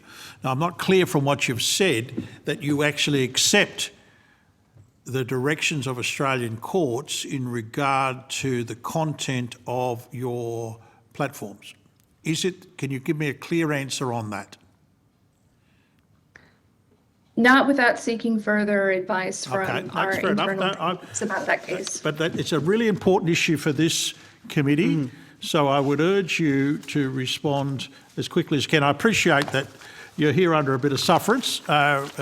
We should be under no illusions that you're the only platform that's actually, that's right, isn't it? The only platform that's appearing? Oh, no, Facebook. Yeah, Facebook there. But after there was considerable dialogue about subpoenaing, so I do appreciate you coming, and I do want you to be able to put your views to the committee. That's the benefit of this process, that you have the opportunity to express your position. So can I go through to your submission, what you call a SMAT bill? This is this particular bill. You've expressed some considerable reservations about the bill. And if I go to the details of that, you are saying that the bill will be actually unclear and will not appropriately address circumstances where the prerequisites in terms of consent is not provided to a person that posts defamatory material, or where the person who posted defamatory material cannot be located in or outside Australia. And you're concerned that there is a process of compliance with the complaint scheme, as the companies may face circumstances where the proposed obligations under the bill conflict with other laws relating to privacy and data and other jurisdictions. Would you outline why you hold those views and can just explain what you mean by these provisions? Thank you for the question, Deputy Chair. At a high level, some of the concerns that we had in relation to conflict of laws had to deal with the way that the GDPR does work within the way that we have different users and different legal regimes that we do have to work within as a global platform with global laws and with users that are all around the world. In terms of specifics, I'm happy to come back to you if you'd like more around laws that would have direct contravention or conflict with the draft SMAT bill. But that being said, one of the things that we were concerned about is the way that basically, we would want to ensure that we're not conflicting with any sort of privacy obligations that we do have in regards to also privacy reform that is happening here in Australia, but also privacy reform that is happening in other jurisdictions where we operate. Okay. Now, the BCA, who couldn't come today at very short notice, which I must say I'm quite disappointed by, and we'll probably take that up with them as well, the made a number of considerable criticisms for the bill. Do you share their positions at all? And does your submission should we see that as they're complementary, those two submissions? Yes, Deputy Chair, we would see our submission as complementary. Along with the members of BCA, we do share concerns about the way the bill is currently drafted around having nominated entities in Australia and the way that it would work with free trade agreements between Australia and the US. Now, you draw our attention to the stage 2 work on the model defamation provisions that are being undertaken through the Attorney Generals of the states. You say that works at an advanced stage. Can you explain to us how you see these processes overlapping, and to what extent does this bill actually contradict that work that's being undertaken at the state level? Yes. I'd want to get some additional outlines to you because we could go on for quite a while about how there's conflicting and overlapping subject matter with both the draft bill and then also the stage 2 of the model defamation reform provisions. But one of the key things that we were seeing is inconsistencies with how the notice and complaints notice process would be implemented, and then also some of the safe harbor defenses that would be available. And so one of the key things with the stage 2 provision reform process is that we've been going through trying to work out what would be a complaints mechanism or complaints notice process that would be able to work well for end users and potential plaintiffs, and also be workable from the platform perspective. We also want to, of course, take into consideration the way and the role of page owners and providers, and making sure that they also have defenses that are available in certain situations. You make, I think, quite a strong statement, which I think needs further explanation. You say that, put simply, online anonymity is important for many internet users in terms of safety and privacy. You argue that providing safety, anonymity and pseudonymity provides people with an agency and control to choose how they present themselves. And you make some, go on about that. Can you explain what you mean by that, and why should that be protected at law? Yes. So thank you for the question. One of the concerns that we have that's relevant to the bill is that the personal information collection that would be required by this particular bill, we believe could effectively deny Australians the ability to maintain their privacy through anonymous or pseudonymous accounts. And we've seen a number of people, both from a whistleblower phase to even domestic violence situations, people that identify within the LGBTQIA community, utilizing anonymous or pseudonymous accounts as ways and basically entry points into conversations about important matters, or even just to be able to interact and find communities online. The way that the bill is currently drafted, we do think that there could be potential safety concerns, which would be the opposite result of the stated intention of the bill. And even the e-safety commissioner has cited examples where people have valid reasons for anonymity. I think they've used the example before for children who they encourage to use nicknames or avatars online instead of their full real name. So they're able to interact in those communities safely. I see that. Now, I mean, it's an extraordinary proposition that a company like yours is going to claim that people need to be kept secret, given the extraordinary level of abuse that is on your websites.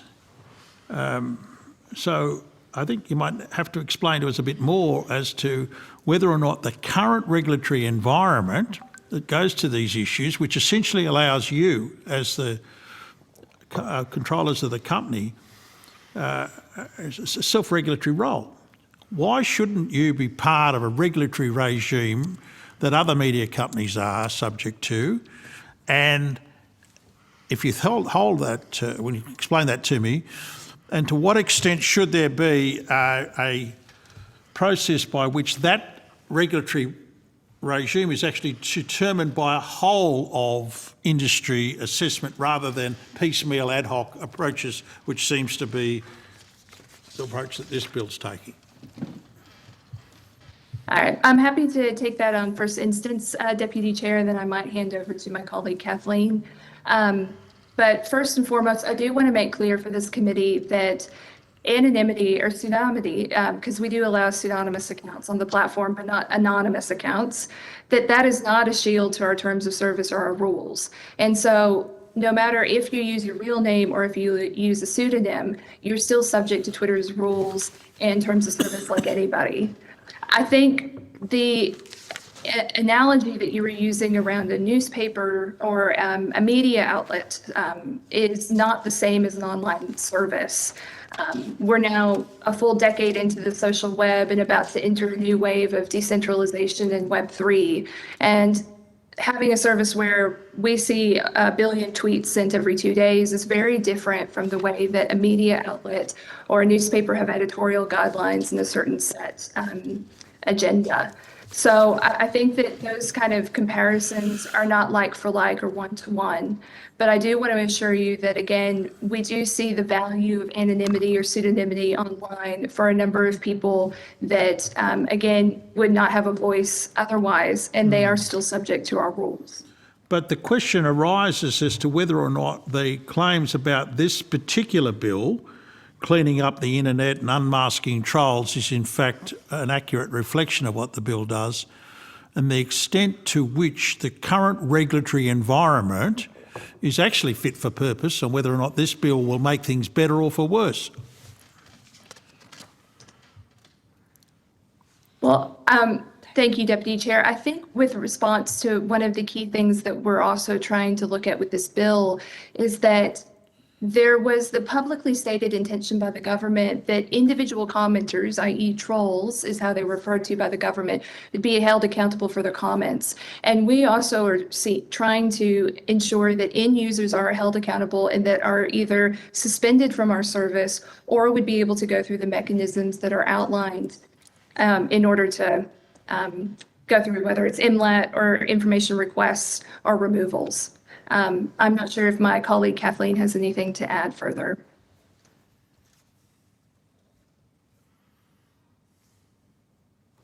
Ms. Rain, do you have anything to add? I'm not sure she can hear us. Senator, It's frozen entirely. Senator Carr, I will need to I'm move done. now. Can you hear me? You're done. Thanks- Thank you thanks very very much. much, I'll now give the call to. Sorry, Ms. Rain, did you want to add anything? She couldn't hear us anyway. No, I think there's an issue with Ms. Rain's audio. I will now go to Senator Van. Thank Hang on, you. she's trying to say something here. Ms. Rain, are you on mute? There's something wrong with the connection. We can't hear you. I'm sorry, Ms. Rain.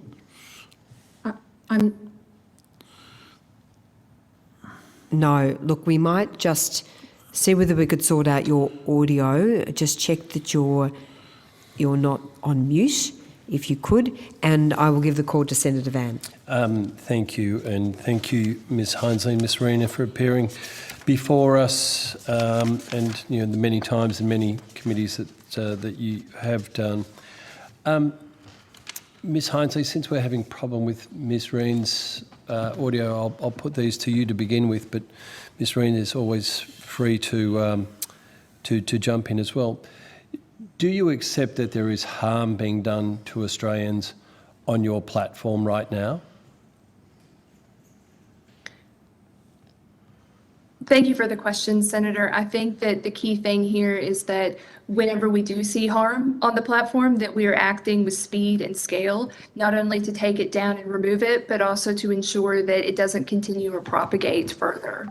So I think one of the key things that we're always looking at is the way to advance technology that's going to give us the ability to address and remove the most harmful content and respond to any sort of further harms that come in the future.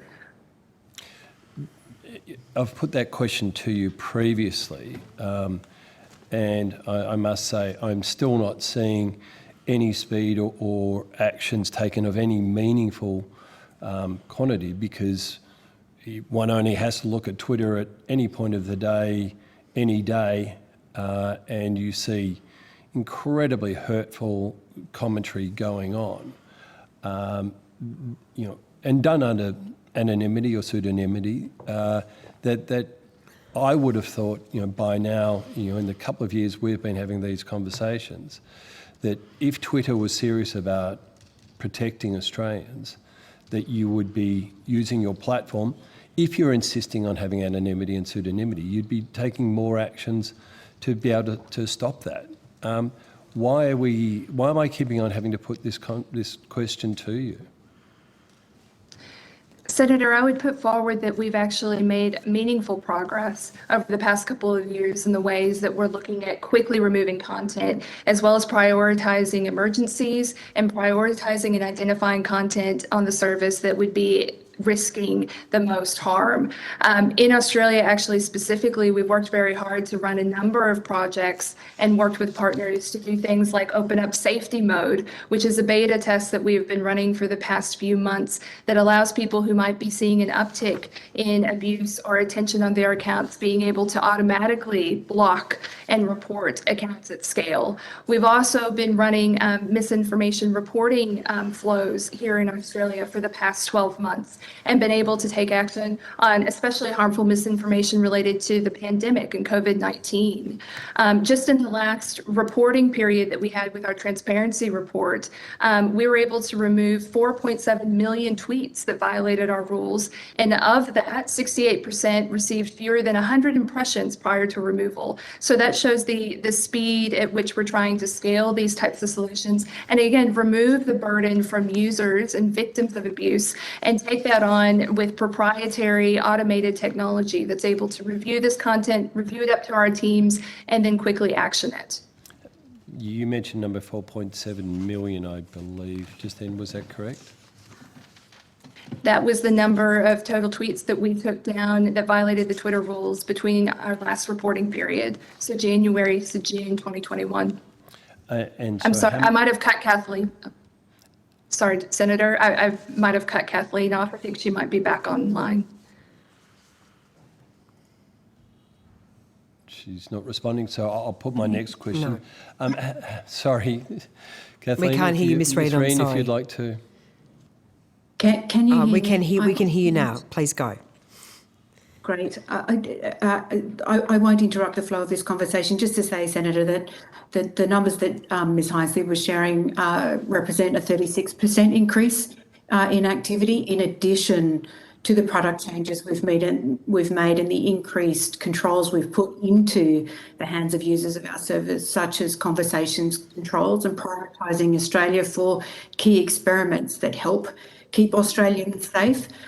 There is a lot of vigorous debate and sometimes insulting and unkind things that are said between and across Australian communities and between Australians and from and to Australian leaders on our platform. We acknowledge that.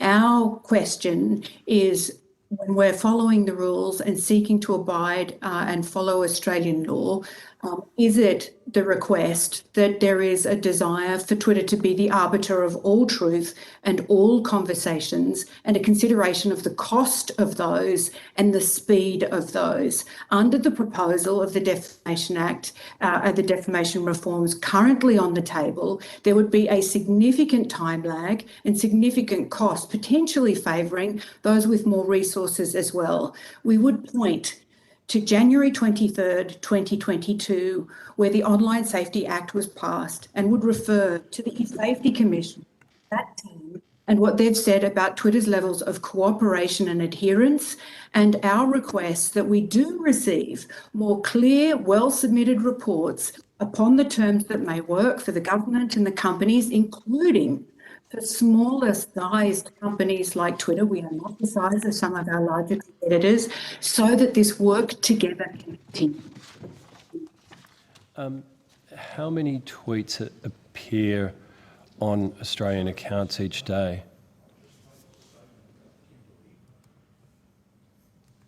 That's a really good question. I'd have to take that back on notice. I can tell you that we have about 1 billion tweets globally every 2 days. There'd be a significant variance in Australia according to key dates and key events. For example, we've just had Mardi Gras recently. There are football finals, things like that. Can we come back to you, Senator? Yeah, of course you can. It's always open to you. But I would submit that 4.7 million takedowns over, I think you said that was 6 months, Ms. Heisley? Yes. Will be a Senator. relatively small number compared to the total number of tweets. And that, as I said in my earlier question, that at any moment I could open up Twitter and find harmful content without even looking terribly hard. That Twitter is still facilitating an awful lot of online harm. Thank you for the question, Senator, but I wanted to clarify quickly the statement that I made. That was only for tweets that were removed under the rules. It's not total tweets that were removed under all of the different policies that we do have in place. So we do have the Twitter rules, but we also do have additional terms of service, additional policies, everything from platform manipulation to spam. In addition, that we also have a number of policies that we've enacted around the pandemic, around COVID-19. And so I want to just illustrate that that number is a very specific subset of removals. and that's not the entire number across the board. Thank you, but if you could provide those numbers in total, or however you want to break them up on record, that would be helpful. It seems to me that we keep on finding ourselves in these inquiries and talking to each other, and I enjoy the conversations, because the Australian government is still, every year since I've been in this place, we've worked very hard to strengthen online safety laws, whether through this one or through the Online Safety Act, which I think has been acknowledged as a huge success. But the harms keep on occurring. Would you agree? I would say, Senator, that we are always going to have content on the platform that not everyone is happy with, and that there's always going to be rigorous debate and content that some would even say is offensive. But our rules try to draw that line between allowing for freedom of expression or free speech, and then having rules that would allow us to take action and to moderate and remove or suspend accounts that are starting to cross into the line of abuse and harassment. Wouldn't you agree, though, that a lot of that harm is done under the cloak of anonymity and pseudonymity? No, Senator, I believe that there is a place for pseudonymity with a lot of the communities and a lot of the people that use our platform. We've been very upfront with the way that we see the value from journalists to activists, whistleblowers, domestic violence victims, people that identify within the LGBTQIA community. It's a very important means and method, and even an entry point into conversation and public debate.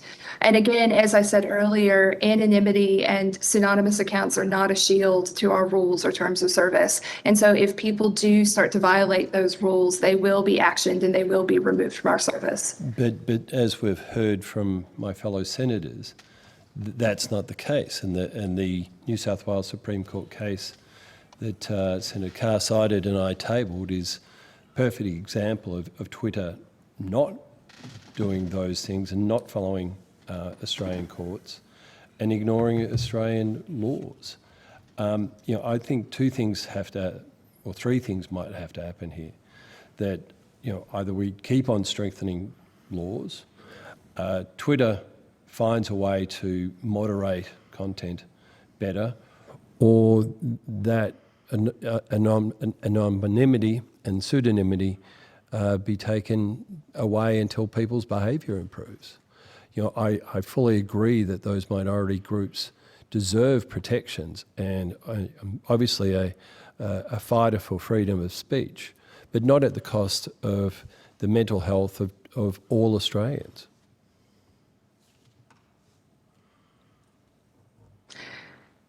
Thank you for the statement, Senator. We understand that the government is working very hard to have legislative and regulatory frameworks in place. We share the same concerns and we share the goal with the Australian government to protect Australians online and to keep our users safe for all users that we have globally.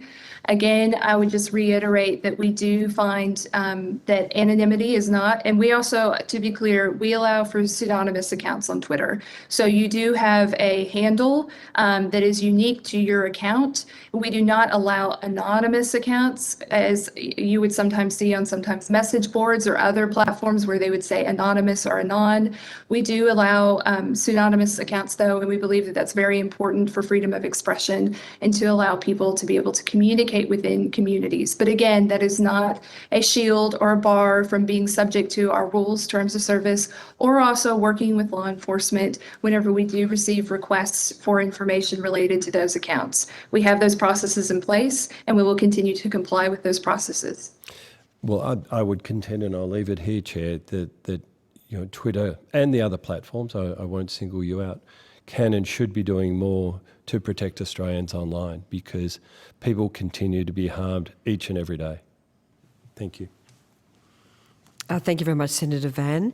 That concludes the committee's examination of Twitter. We thank you very much for your submission and for your time today in agreeing to give evidence. Thank you. Thank you, Chair. Thank you, Senators. Thank you. Chair, thank you, Senator. It is now my pleasure to welcome Ms Sue Chrysanthou, SC. Thank you so much for taking the time to give evidence today. The committee has received your submission as submission 35. Ms Chrysanthou, do you wish to make any corrections to your submission? No, thank you, Senator. Information about parliamentary privilege has been provided to you and is available from the Secretariat. I remind witnesses that the Senate has resolved that an officer... we have a bit of a problem with the text here. For the Hansard record, would you please each state your full name and the capacity in which you appear today? Sue Chrysanthou, I'm a barrister, and I appear in support of submission 35 on behalf of myself and my colleagues who wrote that submission. Thanks, Ms Chrysanthou. Do you have an opening statement before we go to questions? Yes, I do. Please fire away.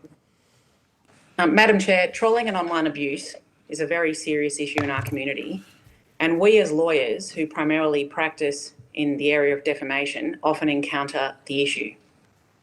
Regrettably, this bill that has nothing to do with trolling, it is a Defamation Act, but is a very limited one.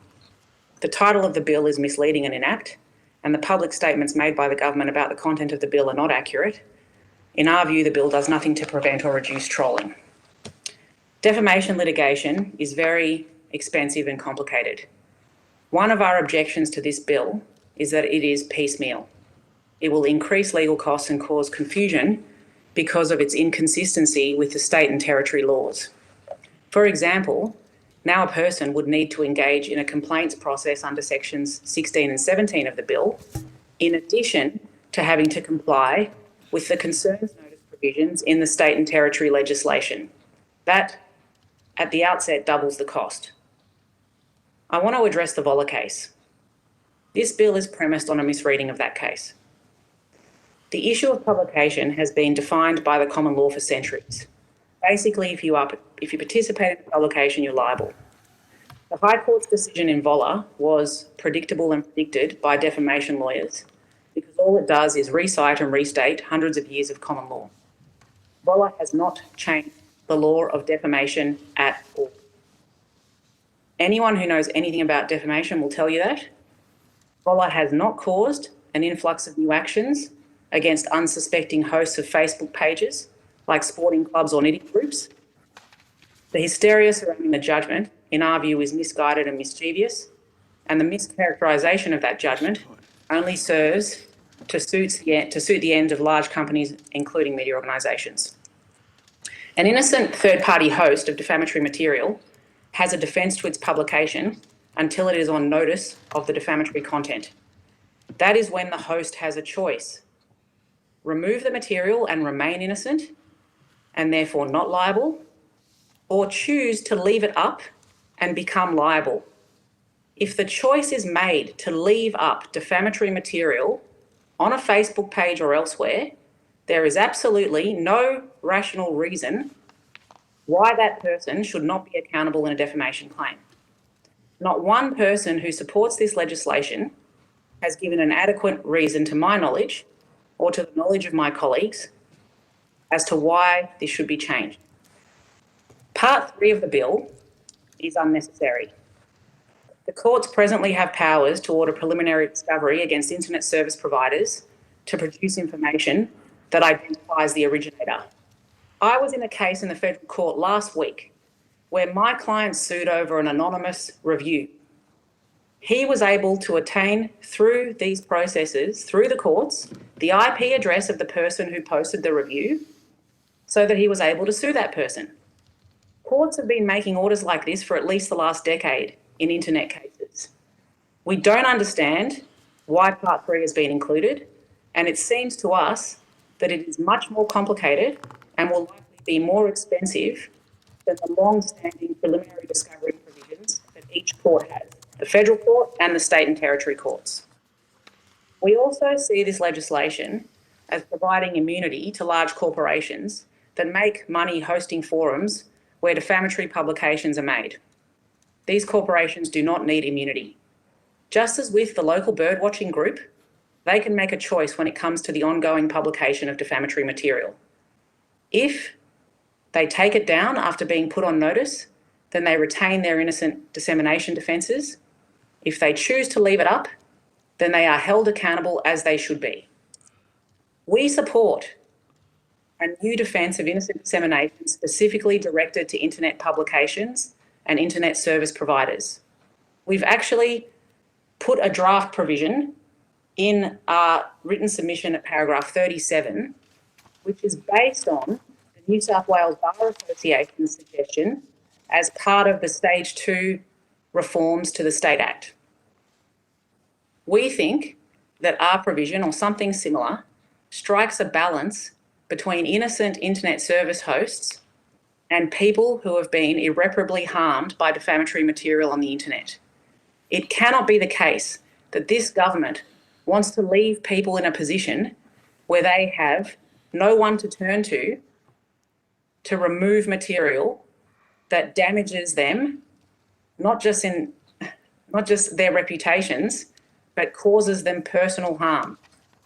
And we think that if this bill is passed, that will be the outcome. My colleagues and I think that this legislation is misconceived and should not proceed. This bill is a violent assault on the tort of defamation by the Commonwealth, for which no rational basis or reason has been provided. Countless experts, including professors of law, expert in defamation, oppose this legislation. The government should listen to these experts and work with them to draft a new bill that covers the field in defamation and strikes a balance between all of the competing interests. We absolutely support the Commonwealth legislating in relation to defamation, but we think the Commonwealth should take over that area of the law and produce a complete act so that there is no inconsistencies between state and territory laws and the Commonwealth law. Thank you for listening to my opening statement. Thank you very much, Ms Chrysanthou. I will start by giving the call to Senator Carr. Thank you very much. And after your opening statement, there's not a lot that I'll be able to say, but can I just get a few things clear in my own mind? Mr. Chrysanthou, you're described to me as the preeminent senior counsel in defamation, acting for and against the media companies in this country. Is that would you agree with that? Or is that probably too immodest of you to be able to agree to that? But have I got that characterisation right? You are... Senator, removing the adjective, I would agree that I'm a senior counsel who acts for and against media organisations, and that I'm very busy.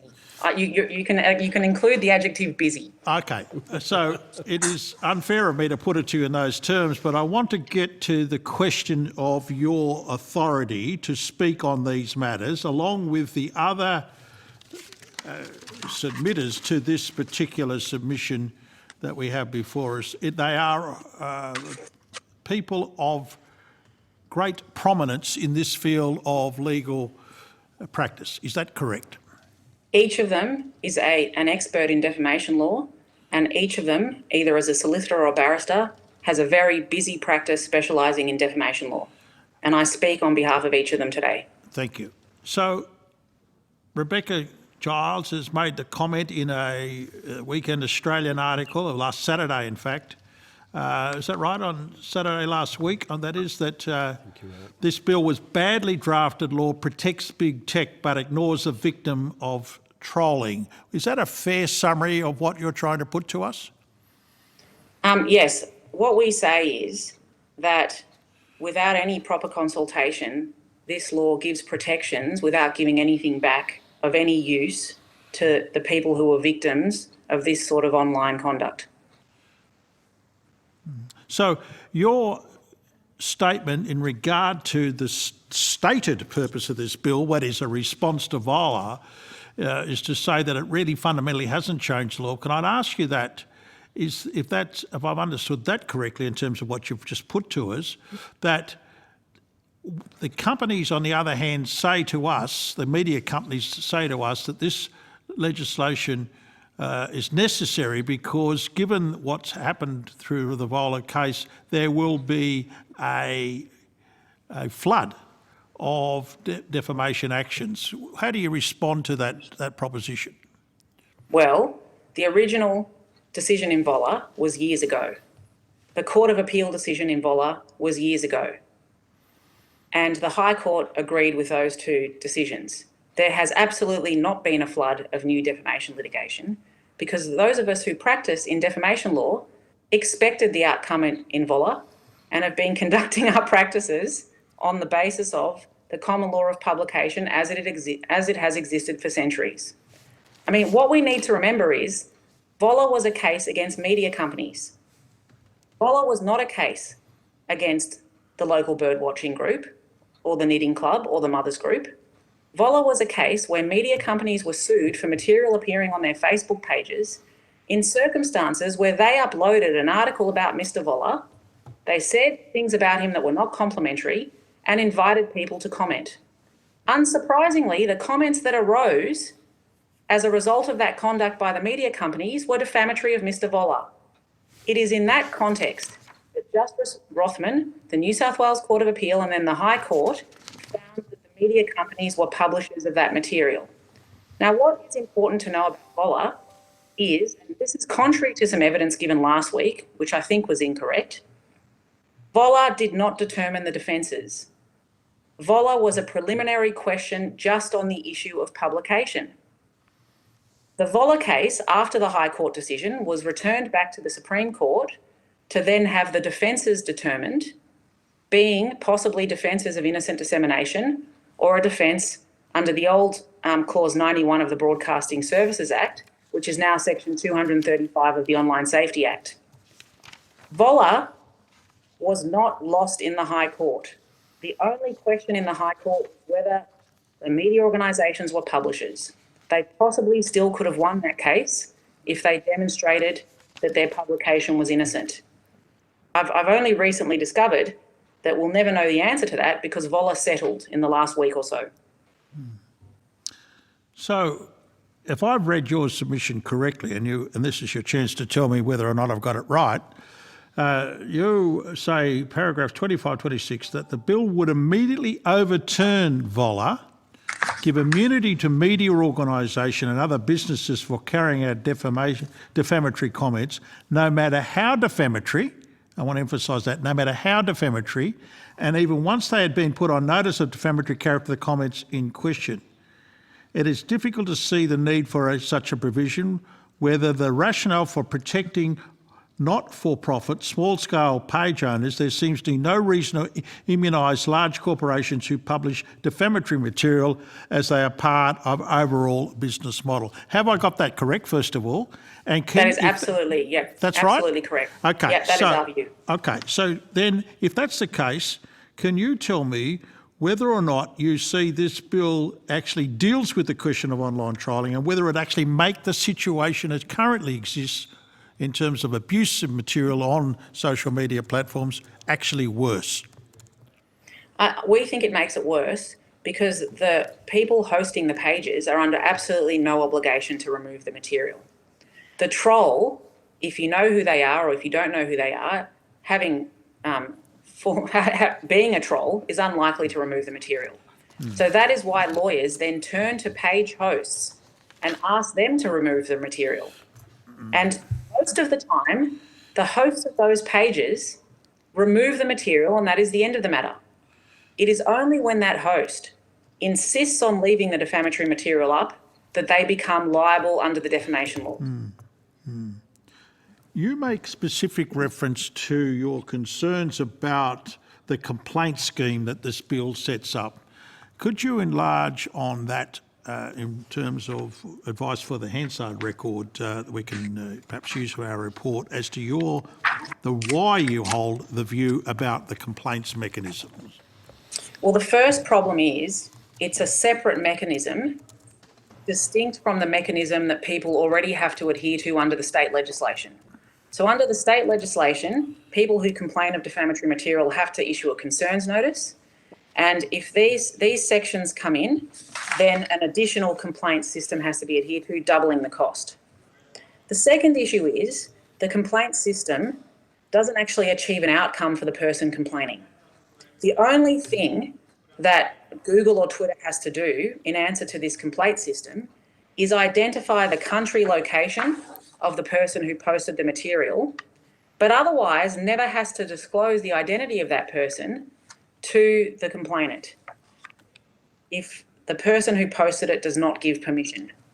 Now, one might rhetorically ask, why would an anonymous troll give Google or Twitter permission to hand over their information to a person who they've just defamed? That seems unlikely to us.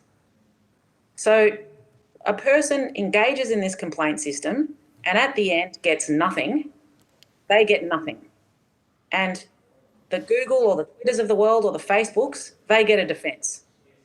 The material stays up, never comes down, and forever that person is defamed on the internet with no outcome against anyone. Thank you. I might come back if we've got time. Well, we do need to finish at 4 o'clock, Senator Carr, so we'll need to do our best. Ms Chrysanthi, you've indicated that you believe a new federal act is required, a new federal Commonwealth Act, which I imagine would render the state and territory laws irrelevant to the extent of inconsistency. Why are you advocating for a new Commonwealth Federal Act? We think that defamation law in this day and age involves a lot of internet publications, and the Commonwealth is best placed to provide legislation dealing with those issues, which often involve corporations, overseas corporations. We have become, as lawyers, disillusioned with the state laws because it is practically impossible for the state and territories to update those uniform laws in any fashion that meets the demand. Those laws were introduced in 2004. They were supposed to be reviewed in 2010. That didn't happen. It took 15 years for the states and territories to amend the Uniform Defamation Laws. They are still terribly out of date when it comes to internet publications. And even as we sit here today, Western Australia and the Northern Territory have refused to include the latest amendments. So they're not uniform at all. Half the states have juries, the others don't. As far as we're concerned, as lawyers, we want uniform laws that can be amended quickly and easily to keep up with technology. We're of the view that the Commonwealth has the constitutional power to enact those laws, and they are best placed to do so. And we are ready and willing, as experts in the area, to assist the Commonwealth to come up with those laws. Attorney General Ruddock proposed a Commonwealth Defamation Act in 2004. The bill was drafted in consultation with experts and stakeholders, but it was not passed because the states rushed through the uniform laws that we now use today. In our view, the Commonwealth should reconsider that issue and should consult with all the stakeholders to pass some legislation that is actually usable and that takes into account the high costs of defamation litigation and tries to make changes that reduces the cost to individuals. Do you accept at the moment, I understand your criticisms of this bill, but do you accept the policy intent of the bill, and that is to make the social media platforms accountable for what they are doing online, for the harm, for the online abuse, for the trolling? Because at the moment, the social media platforms are getting away with blue murder, Ms Chrysanthi. And to make it even more difficult, even if you get a judgment against a Twitter, it's not enforceable currently. So it is an absolute minefield. And so the policy intent of this bill is to drive some accountability. Wouldn't that be a good thing? Well, at the moment, they're accountable to the extent that they submit to our jurisdiction. I have had numerous cases, and there have been many cases against Google, for example, where Google has been sued for material published either in Google Reviews, on its search engine, or I have a case next week, in fact, in the federal court, where Google is being sued for YouTube videos. So Google thus far has submitted to the jurisdiction of our courts, and it defends defamation actions against it. So but Google is not a social media platform. So Google is, and so surely that's a difference. No, I mean, YouTube is a form of social media. Videos are put up and comments are made about those videos. And in our view, it has, as a company, adhered to Australian laws and the defamation laws when it has been sued. Twitter is in a special category because it appears to not acknowledge our courts and our laws. And I think the decision of X and Twitter has been tabled before the Senate, the 2017 decision, which was actually a breach of confidence case, where Twitter wrote to the judge and told the judge that it was not, it could not be held accountable by Australian courts. I don't think any new legislation is going to make Twitter or other companies like it adhere to Australian courts. Part 4 of the legislation, as currently drafted, I notice in other submissions, people have raised the fact that it appears to be inconsistent with the free trade agreements and probably is not enforceable. So I don't see how another piece of legislation attempting to bring companies like Twitter into account is going to help, unless there's some cooperation, for example, with the American government on these issues. Well, that's not the evidence of the Attorney General's Department. The Attorney General's Department and the department has consulted some highly respected experts, and their evidence is that they do believe that the extraterritorial issues are considered in this bill. Well, I'm not an expert in that area, so I'm happy to bow down to those who are. But it seems to me that if it's only Part 4 we're talking about, that's a change that can be made on its own without the other parts of the Act about which we make our complaints. So just to clarify, in other words, the Attorney General's Department has made it clear that it does not believe there's any inconsistency with any free trade agreement. As I said, that's not my area of expertise, so I'll leave that to others.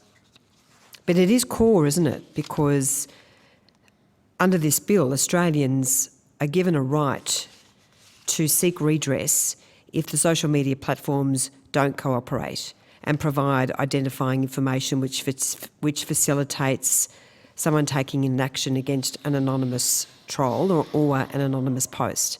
I mean, isn't that the heart of the problem at the moment, Ms. Chrysantho? Is that if there is anonymous posts, there is nothing that can be done?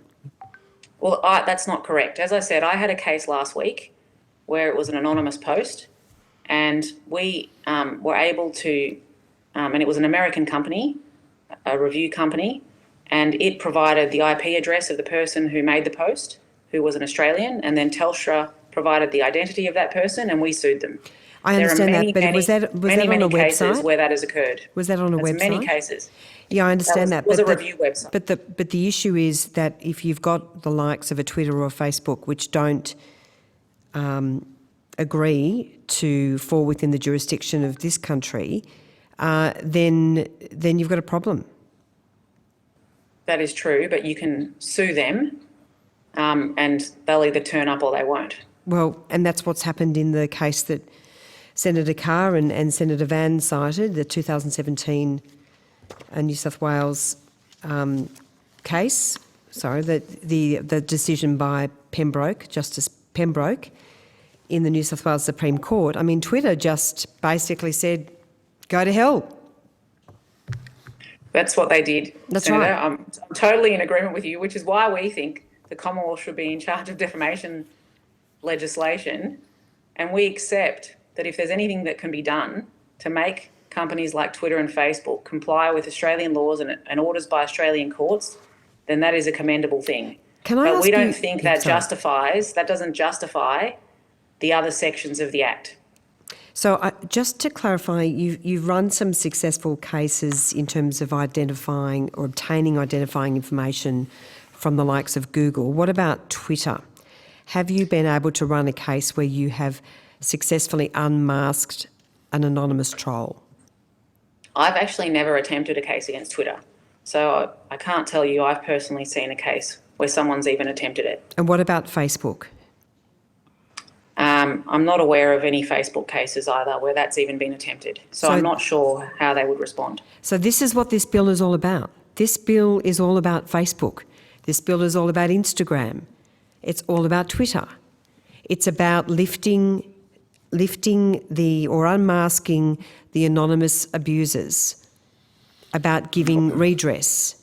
Now, obviously there's a lot of complications in relation to extraterritoriality, but that is at the heart of this bill, and it appears that in your practice that you don't actually run cases in relation to these social media platforms.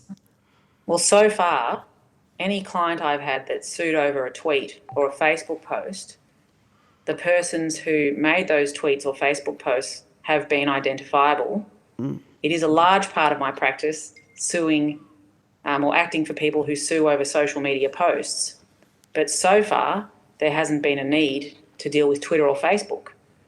I have dealt with many other American organisations who have been the subject of preliminary discovery orders and who have complied with the orders of Australian courts, whether it be the federal court or one of the Supreme Courts.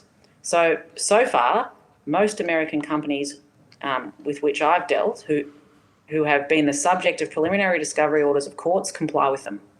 And it's only a theoretical question as to Twitter and Facebook, because as far as I'm aware, they have not been sued. And that's what I was referring to, anonymous posts which are defamatory, and we've heard in this inquiry that some of the worst abuse is from those who are anonymous. Ms Chrysanthou, we are right on 4 o'clock. I think we are going. Senator Carr, do you have a 30-second question? All right. You've done many of the points I would have raised. All right. I don't know if you intended to, but that's certainly the consequence.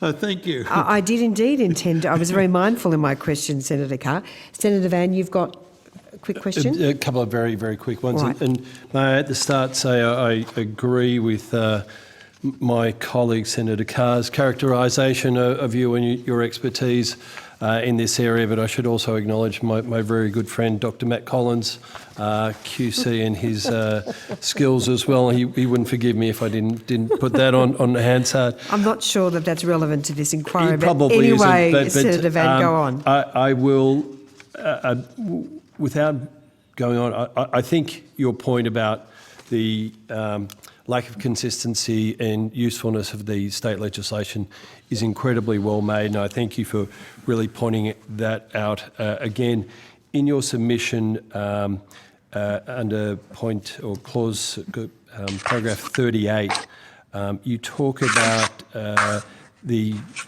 defence for providers should be conditional on the provider agreeing to take down the offending material, etc., etc. You know what you've written there. My concern, and if that's the only defence, and maybe there's another way to deal with it, which you can take on notice, is that often that offending material has been noticed either by others or screenshotted, or it's been noted by journalists, and then because they're not the ones that have said it, it still stays out there and continues to do damage for a lot longer past just that takedown. Do you think there's a way to try and protect Australians better from that sort of activity where there's a permanence about the material? I mean, if the original material is taken down and it's repeated by others, by media organisations or other people, then those people can be sued. I mean, it's always the problem with online publications that there is a permanency in its repetition, but I think the best we can do is make sure that there is an available course of action to a person so they can vindicate their reputation. Because we're talking about people who are accused of serious criminal acts, serious acts of dishonesty, from which they can never recover personally or professionally. And they need to have a remedy. Freedom of speech is important, but freedom of speech is not absolute. Our laws have always recognised that there are limits, whether it be defamation law, vilification laws, consumer misleading and deceptive conduct laws. They are all important, and defamation is important. And we say, and we invite the Commonwealth to enter the arena and to sit down with the experts and strike a balance between the right to reputation versus freedom of speech. And we're happy to assist in that, and we thank you for inviting us to assist you today. Chair, I think that last statement was incredibly well made. I thank you for your evidence, and I look forward to speaking to you about it further. Thank you. Thank you, Senator. Thanks very much, Senator Van. Ms Chrysanthou, that concludes the committee's examination of your evidence. Thank you so much for your time and for your submission, along with the other defamation lawyers. We really are most grateful. Thank you, Madam Chair. Thank you. Well, that concludes today's proceedings. The committee has agreed that answers to questions taken on notice at today's hearing must be returned by close of business on Friday, the 18th of March 2022. I do need a motion in relation to the table document. All those in favour, I put that motion. All those in favour, all those against, that is carried. I thank all witnesses for their evidence today. Thanks also to Hansard Broadcasting and the Secretariat. I declare the hearing adjourned.